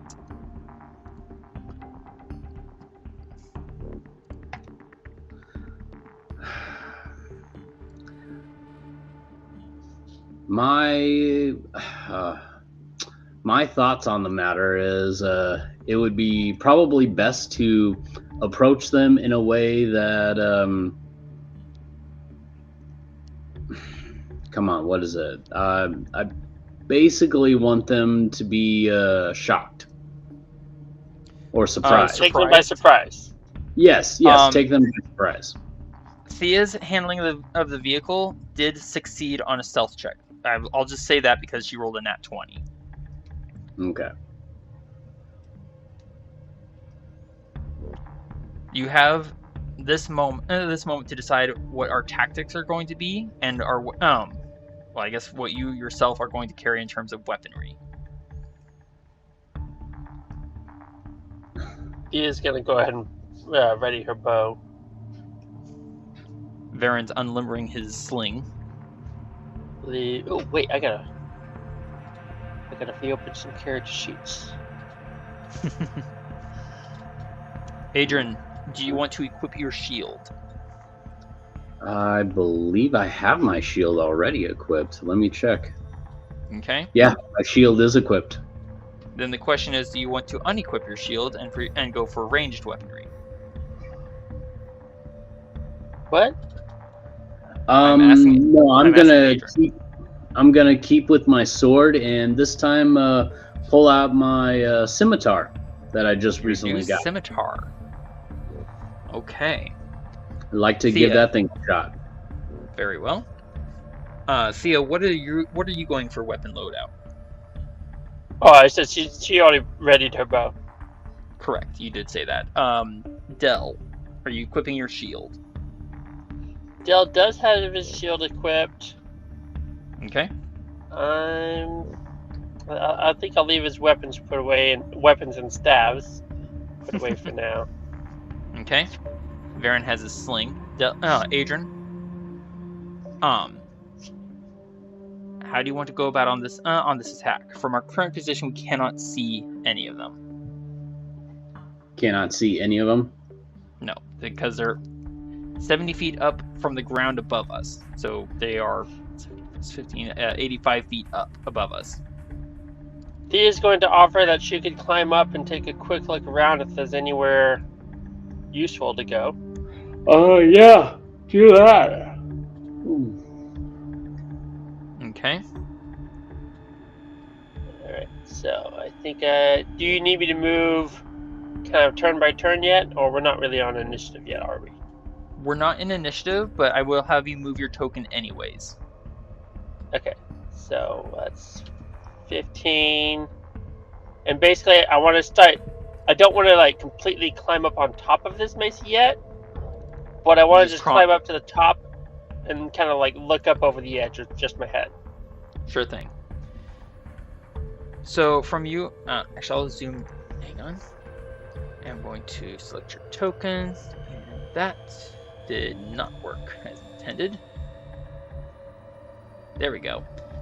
Okay, so from where you are, Thía, the grassland immediately before you ends at a stone shelf that slopes up towards the sheer sides of the mesa.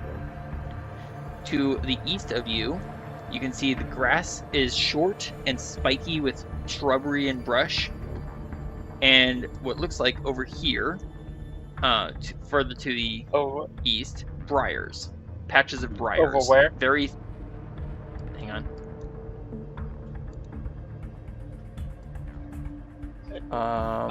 Okay. Something just happened to my Dungeon Master screen. Like, my Dungeon Master screen suddenly decided to refresh. Completely on its own. I was going to say, let's pause until that gets corrected, and also double check to make sure it's getting recorded. My recordings have nothing to do with my Dungeon Master screen. I just wanted to make sure you didn't lose visual. As I was saying, my Dungeon Master screen suddenly randomly decided to suddenly become my player screen. So I've lost all my character sheets. Awesome. While it's thinking about what it's doing, and I consider sending it to bed without supper. Yeah, what is your passive perception score, please? Working on it. That is a Certainly. 16. Well, I am specifically kind of scouting and really giving it a purposeful look. Yes, thank you. Please give me a perception check.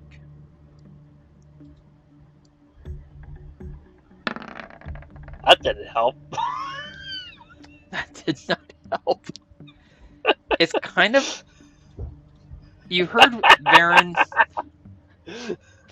You heard Varin and Adran describing what they saw on top of the mesa in regards to the goblin being caught in the flame and falling off the far side.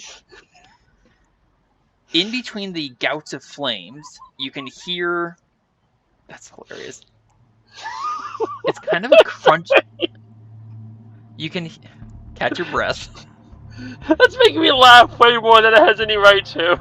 I know. You can hear a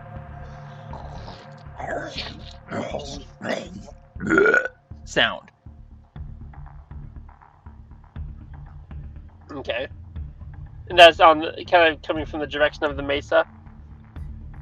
You're not sure where it's coming from. But given what Varin and Adran described, you can infer that it's probably coming from the general direction of the mesa.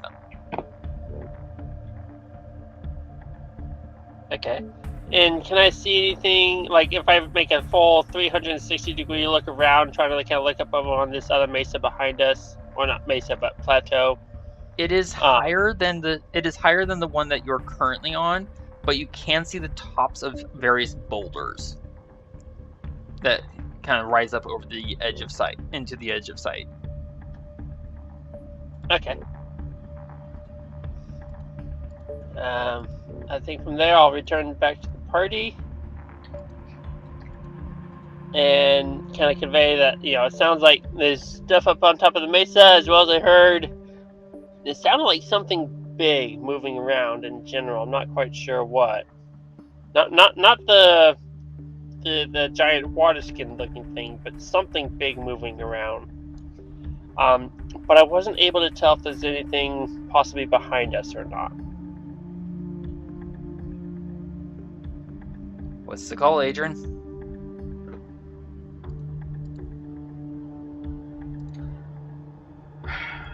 I'd say we just go up for it and go for it. Well, you climb a lot faster than I do. All right. Dell's just going to ask, should I just leave the cart here then? I'm sorry, Adran, what did you say?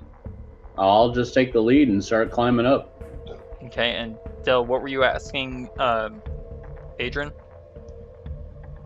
Well, Dell was trying to ask if he should just leave the cart here then, but I guess in context, he's going to guide the cart over here, just kind of tuck it up next to the canyon wall, and I think he's going with us. Yeah, I think the last thing I really want is for us to have the mules killed in this attack. Given that they can't climb, that would be rather difficult for them to join us in the attack. And my Dungeon Master screen is still thinking. Sorry, everyone. I don't want to push any buttons. I'm really nervous about it. Alright, Adran, I see that you're moving. Okay, so where you are currently, I'm gonna say we're about a minute and a half from when we left the giant T-Rex skull.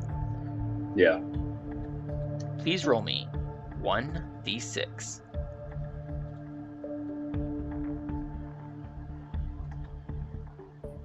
Thea and Dell, please hold your positions. Oh, what? Stopping. Yeah, here we go.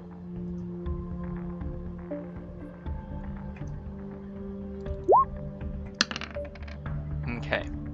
From your current position, you can actually hear goblins. They are talking boisterously, very clearly and loudly. With great excitement, they're discussing how they're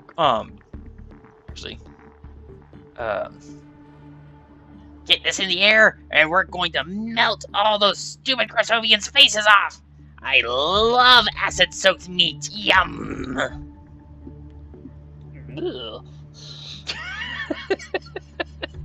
Thank you for that commentary. Wait, don't inflate it too high. Not too high. No, hold that line. Hold that line. And then there's this scraping of something very large moving across stone, drawing your attention up to the southeastern edge of the mesa high overhead. Heaving into sight is the giant leather bag. It is completely risen into the air. From the funnel that from the funnel that is beneath the bulge of the bag dangles several lines that are connected to a square basket. There are quite a few goblins who are scrambling up over the sides of the basket, about 2 or 3 of them. From the base of the basket extend 4 limbs that lead to those flat-edged blades connected to a central hub, on top of which are the odd-looking seats, each of which is now carrying a goblin, who are, and each of these goblins are manipulating a series of levers and pedals and gears to spin the flat blades, beginning to steer and push this floating contraption in an actual, more or less intentional direction. As it slips from the edge of the mesa, it actually drops quite a bit of distance before it stabilizes and starts actually floating in the air. It is about, give me a second. Let's put that there. And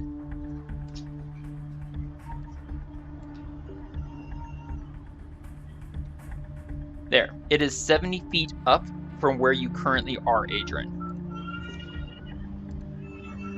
Wow. I hear a very loud, upset person. Yeah.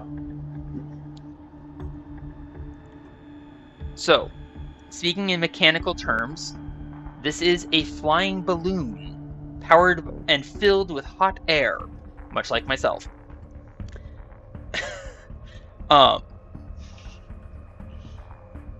There are goblins in the central basket beneath the envelope. They are granted, I think it's going to be 3/4 cover by the walls of the basket. There are, however, unprotected goblins on the ends of each of these arms, working propellers in order to steer and send the balloon in the intended direction. Every component of this contraption is targetable.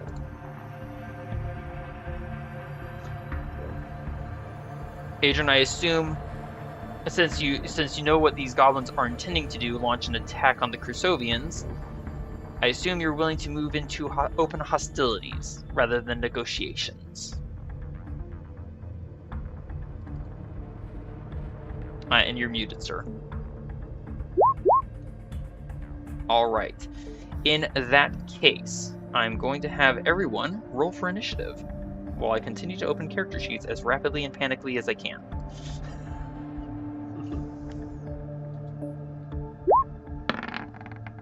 Yes! Nice initiative, Thía. I assume that was for Thía. Yes. Oh, Adran, you almost got a 19 on the D20. That would have been awesome. Alright, so Adran and Thía both rolled the same score. Who would like to go first? Del gets an 8. Thank you. Adran, as party leader, I'll give you first choice on who's going first.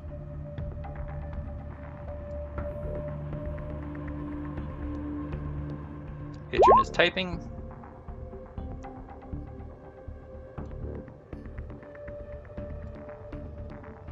Well, he is also deciding. Deciding our fate. Dun dun dun. Adran shall take the lead. Okay. Adran, since I'm still opening character sheets, I will, and since you rolled so high, I'm going to ask you to designate targets. Who do you want to go after what?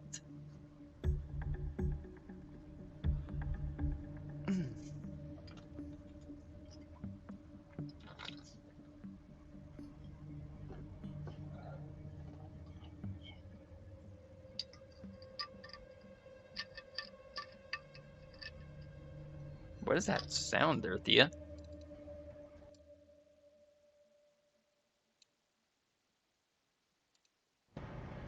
Sorry, I was just moving stuff around. Ah, gotcha.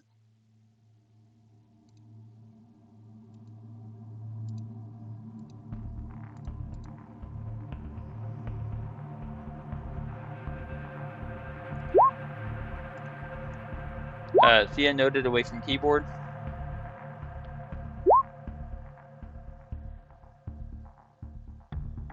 All right, Adran shouts back over his, or calls back over his shoulder. I'm going up. Thea, Varin, take out the flying thingy. And oh yes, I should probably also roll my own initiative score. Wrong button. Ignore that roll. Please ignore that roll. I hit the wrong button. Okay. Apparently, the initiative rolls are determined that Varin shall go first in one form or another. I'll explain later, sir, what that first roll was. That 146, please do ignore. Mostly because I'm still trying to open character sheets and my Dungeon Master screen is taking its time. Or not to.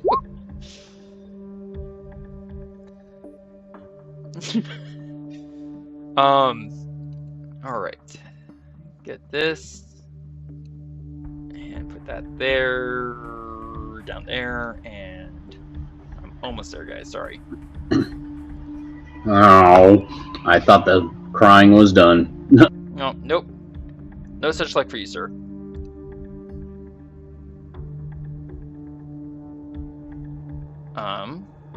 As soon as my Dungeon Master screen's done thinking, we can get going on the combat.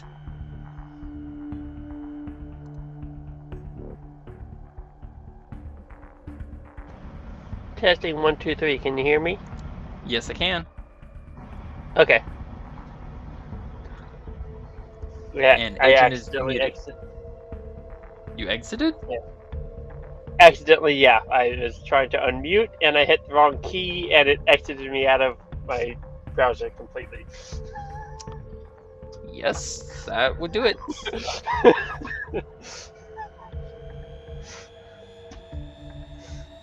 Okay, I'm getting a wait button appearing on my Dungeon Master screen. It apparently does not want me to continue immediately.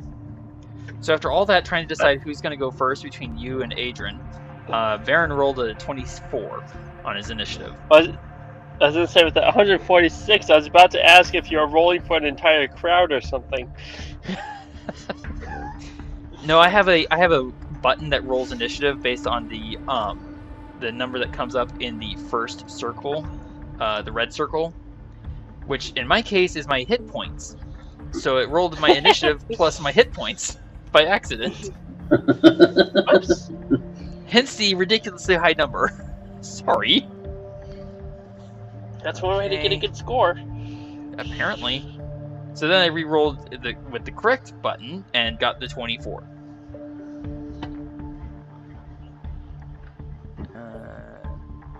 This button.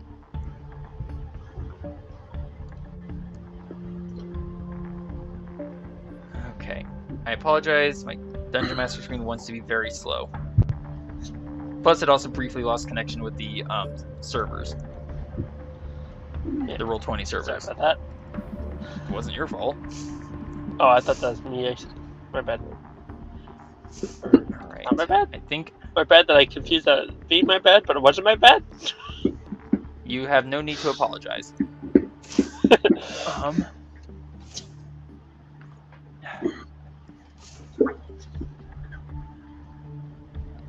Almost there.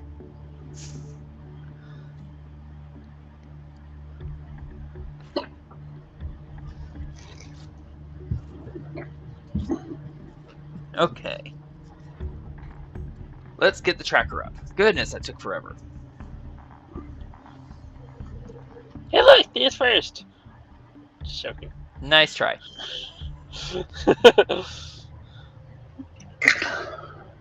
My 24 initiative score will still beat you. Alright, so. Yeah. The goblins are surprised. Varin is going to take his first action. Everyone left him, so he's going to focus on himself here and cast upon himself Longstrider at first level.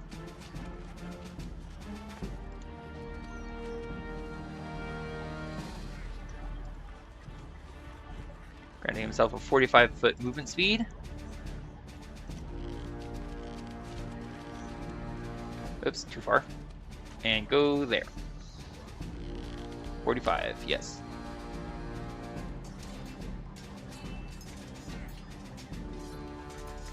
Alright, so that's his turn. Adran, you are on crutches. You can have crutches take the dash, disengage, or dodge actions, but crutches as a controlled mount cannot of himself attack. Alright. And he does have a climbing speed. Yes, he does. And I definitely want him to dash and get up that mountain. Well, mesa. Okay. Yeah, mesa. So, alright, so let me get my measuring rod here. It is 30 feet to the base of the sheer side. And then you can dash 30 feet up. Sounds good. Alright. We'll do just that. Cool. If you would, you can actually put a little text tool and just write on the screen that you are 30 feet up on the side of the mesa. I believe you have your shield in hand, and you're going. And once you're up, you're going to and no longer needing to use the reins. You'll use the scimitar. Yes. Yes. Okay. So that was crutches action and movement. What else did you want to do, sir? I don't know. Did you want to use it? Did you want to use an action to cast a spell? You can't really attack anything right now. No, I don't really want to use any spell right now. So. Very well. In that case, Thía, we move to you. We are still in the surprise round. Alright, I guess I'll start by climbing back up. That's... I got the wrong tool selected. I have never done that before. Movement? We are stealth, correct, if I remember correctly? Yes. Or more accurately, we have the surprise round. I lost all my character sheets again. I gotta put this back up. Again, I've never had this experience before.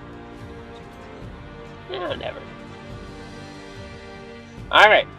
I would like to kind of assess this giant flying monstrosity and decide probably of the goblins on the propellers where they are and which one I might prefer to shoot to stop it moving around.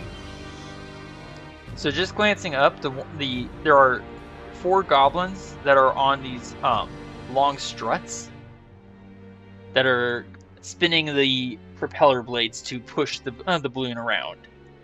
Not that Thía knows what this terminology is, but I'm just using that for simplicity's sake. So, for example, there's a goblin here, and a goblin here, and here. I will say that given her current position, this goblin here and the goblins in the basket have complete cover from her. You can't even see them, basically. One's in the basket and this one, you said? Correct. Okay. Which ones appear to be working the hardest to make it move? That would be this fellow and the fellow over here.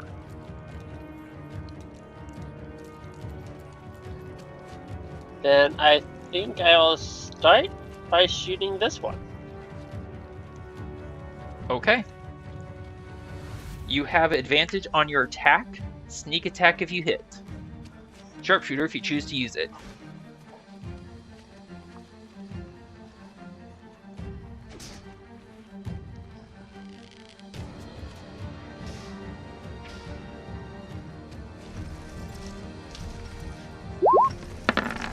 I said you have advantage.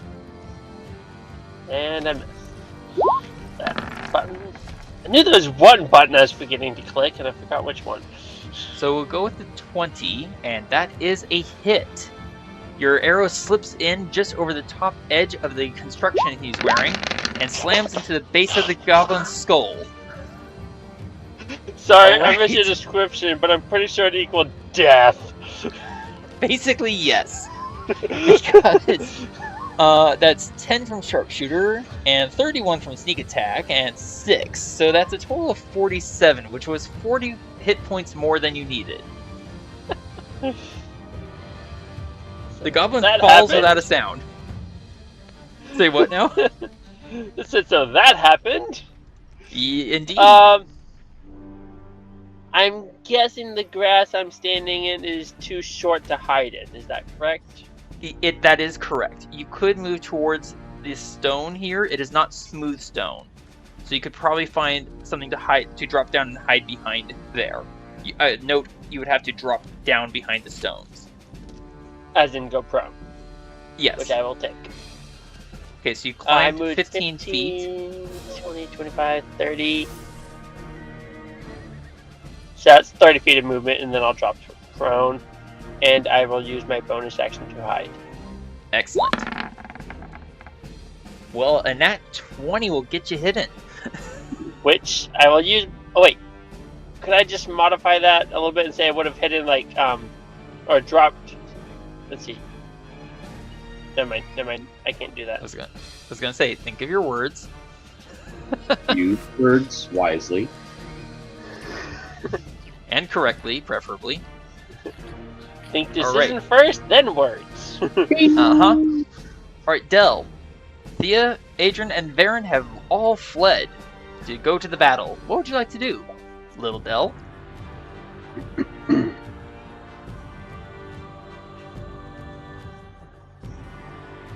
I don't quite want to fight, but I'm not sure what else I could do to be helpful. Climb up and cast aid? I don't know.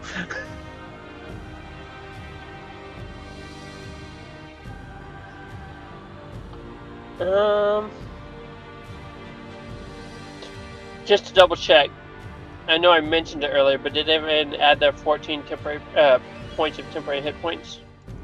I know I did. I did not. Might want to add that to yourself, sir.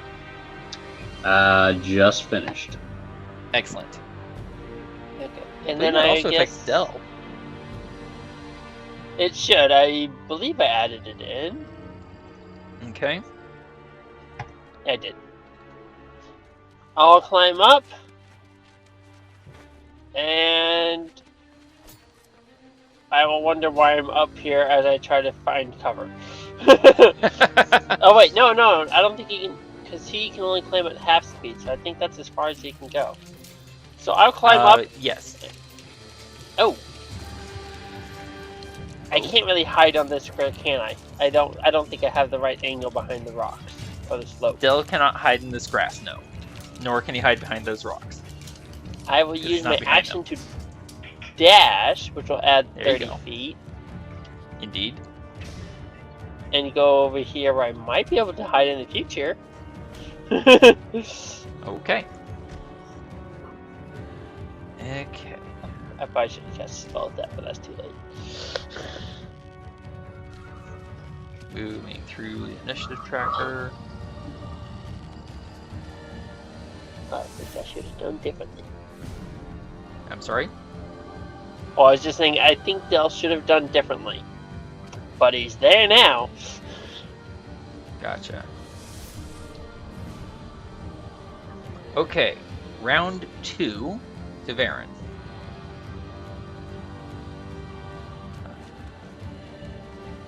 So first off, Varin's going to use... from where he is currently, Varin's going to use his bonus action to hide.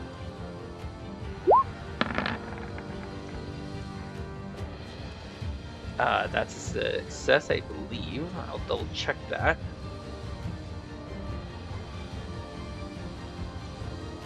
Yes, that is a success. So Varin is now currently hidden.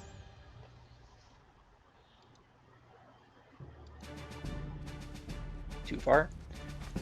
Comes up to here And Varin's going to target this goblin over here.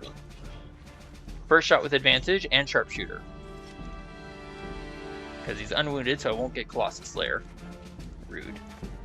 Sharpshooter. Sharpshooter. Sling away.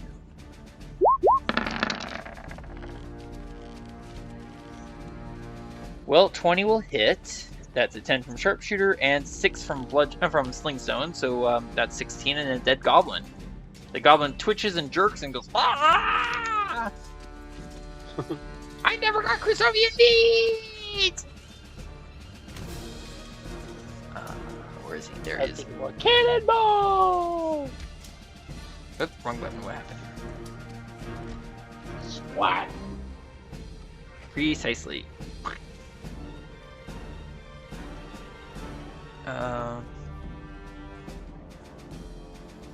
And from the basket you hear another goblin, Adran, calling out.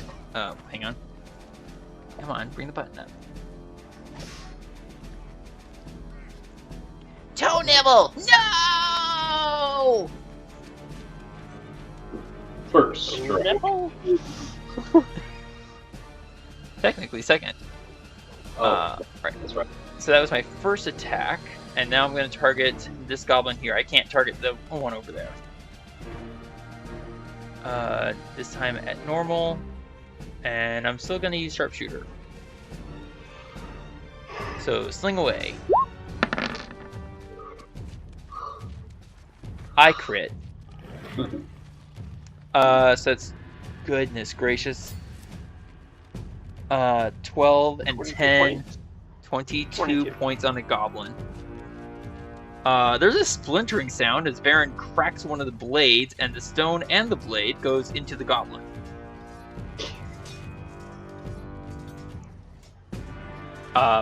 It dies abruptly. Right. That was Varin's movement, bonus action, and action. That's Now 3 goblins he's a down. permanent hood ornament. I'm sorry? Now he's a permanent hood ornament. With an ornament in his hood. Adran, you're up, sir. Oh, And you are up 30 feet. I want to go up another 30 feet. That sounds reasonable. Yeah. So he's now a total of 60 feet up.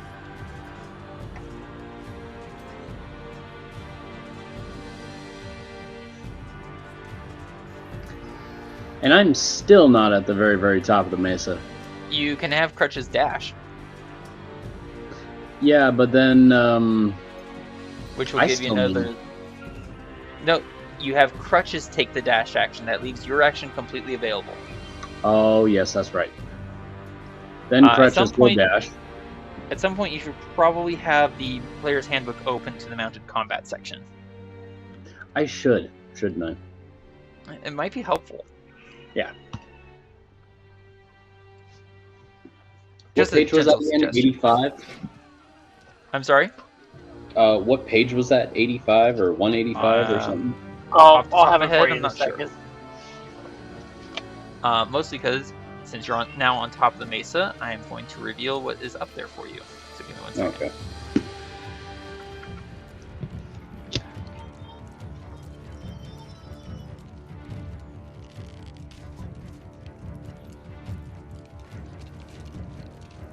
Let me zoom in here. Before you see 2 individual groups of goblins, both of them in their own preparations of building more of those balloon-type structures. One group here, and the other group to the north. They're in various stages of assembling these balloons, and you can see, from your new vantage point, you can see that each of these balloons has 3 bags attached to the basket that dangle beneath. Thía, and I apologize, Thía, you, Thía, and Varin both would have seen 3 bags dangling from beneath the currently flying balloon as well. They ripple and bulge as though filled with liquid of some kind. Page 198 for mounted combat. Thank you, Thía. Adran, they all stare at you in shock and surprise as you come hurtling up on your giant spider mount over the edge of the mesa. You still have your action to use. Oh.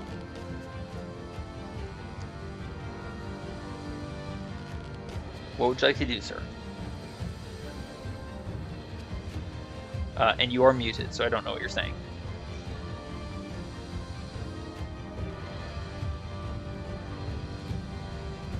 Sorry, there were noises in the background. Noted. So I come right on up there. I see the two groups, and I go, "Hey, who wants to play a little ball?" Oh dear. That's right, because you have a new spell. So right in this little area, like focus like right in the center, if I could, use Fireball on that first session, on that first group. Please place your token again. Your mark, your ping. Wow! Boom! All right, what is the radius on that? I believe it's 20 feet radius. Can you please put the spell description in the chat, sir? Wow! 20-foot radius sphere. All right, so linger on. Wait a minute, did you say a 20-foot radius sphere? Yes. I thought it was 20-foot diameter. No, 20-foot radius. Oh, so, like that. Wow, that's going to be a really big one then. Maybe I should put it over here?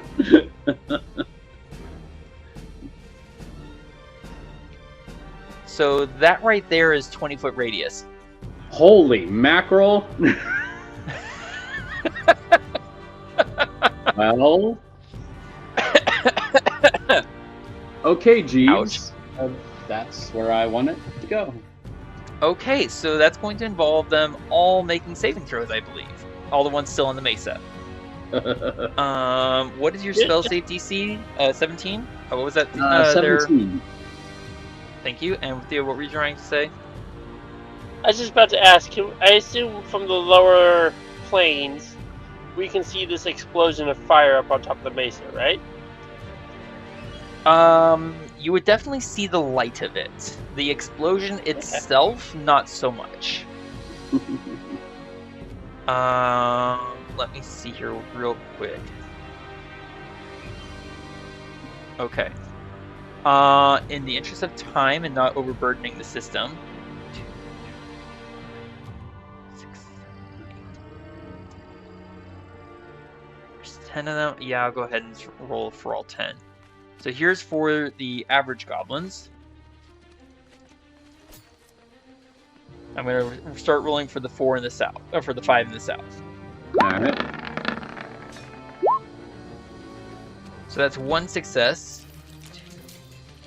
That's 3 successes out of 5. So 3 will take half damage and 2 will not. And then for the 5 average goblins in the north,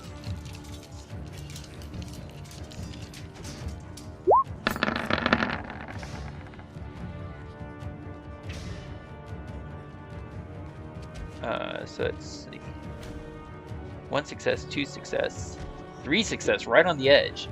So 6 will succeed and 4 will not. Oh, man. And then for their bosses,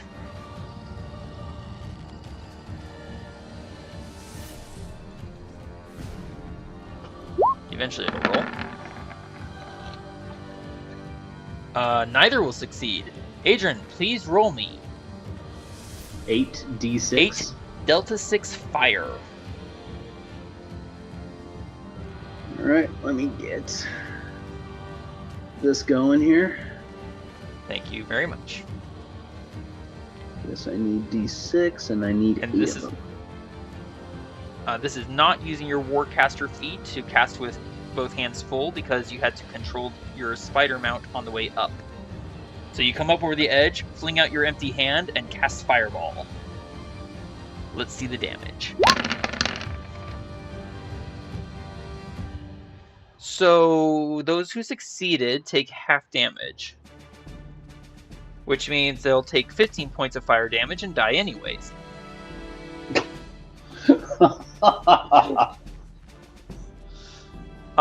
The bosses will take the full damage, 29 each.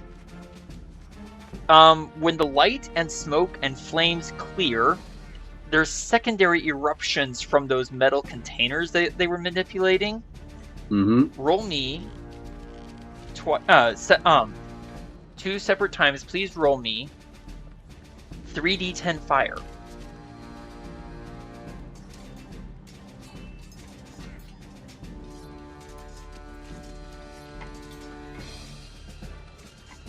As your flames ignite the liquid within. So on top of the 29, they're also going to take 17. Oh, God. There's a lot of blackened corpses on this mesa all of a sudden.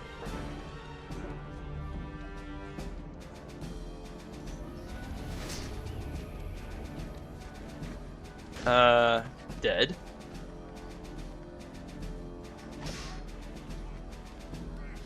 You know what, I'm just gonna make this easy on myself.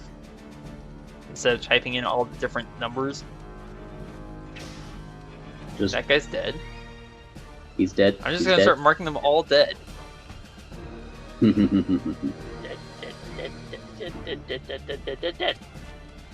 Pretty much. Dead. Very nice. Thank you. I was a little proud of it. Dead. So you ride up, you cast a spell, and the entire group of them are now dead. Ooh. I do believe that is Kilimanjaro, if you know what I mean. I would say take an inspiration point, but you already have one. That hurt a little bit. I am Adran, Fire Lord of the nation.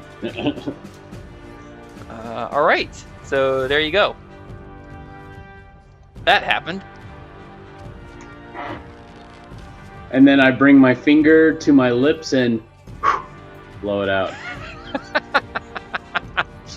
Let's see, we're 60 feet up, then you dashed for another 30. You have 20 feet of movement left on crutches, if you want to use it. Well, let's see.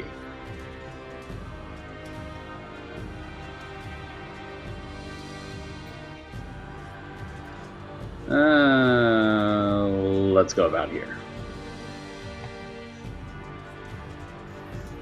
Okay. Yeah. Thea, unless Adran, is there anything else you want to do with your turn, sir? No, that was actually quite an ordeal. It was pretty impressive. Thea, it is now your turn. What would you like to do? You are hidden, but you are also prone. I'm gonna peek over the ledge a little bit, and I want to know if I can shoot the remaining goblin on the propellers. Sorry, on the spinning mechanisms. Yes, I know what you mean. You can. He is within shot range. You have line of sight. Well, if you attack while prone, you have disadvantage on your attack roll. Oh no! I'll get up. I will use my athlete. Yes.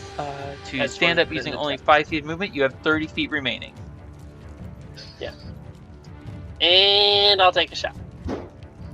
Excellent.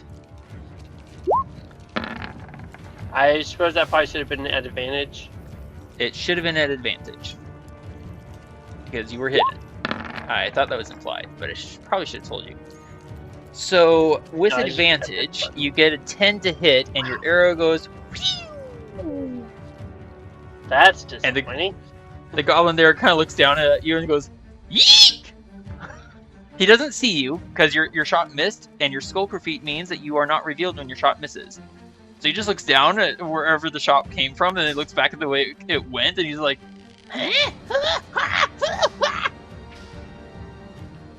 I am going to shout out. Shouting will reveal your position. Yep. Okay. Adran, shoot the thing. Were you about to say, shoot Whatever her! you just did. Shoot her! That's a Jurassic Park And reference. how am I gonna do this? I know what I want to achieve. I'm going to drop back down. Okay. Bonus action hide. Okay. That's a good roll.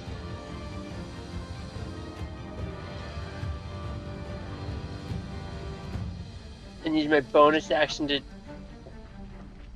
Hold on.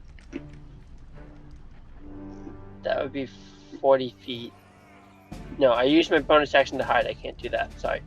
I'm just trying to make sure I get the right action economy. There. No worries. I can move that far. Okay. Is someone So- crunching on something?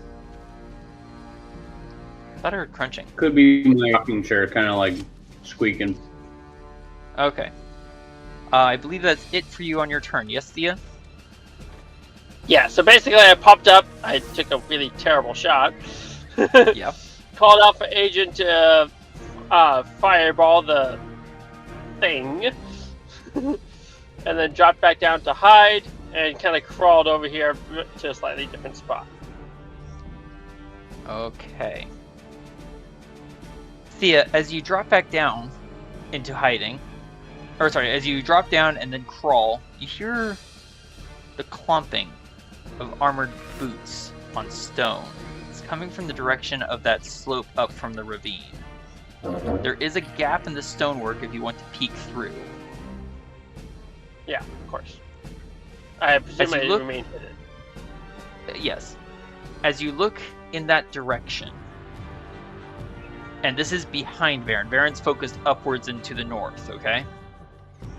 As you look in that direction, you see a figure in heavy plate armor with a shield on its arm, whose eyes are visible through the slit in its helmet. The eyes look like twin burning orbs.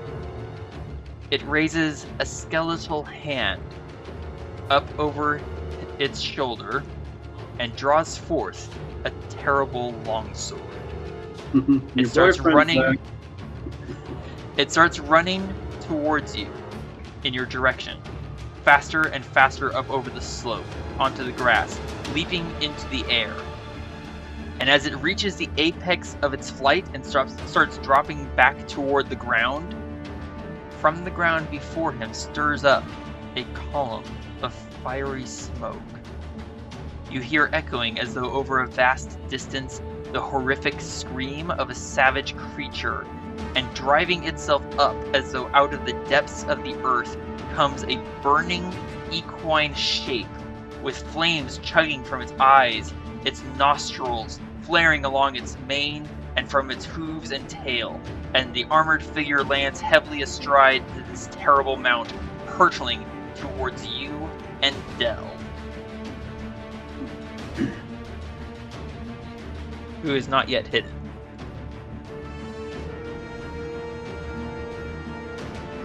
And it is exuding a burning light.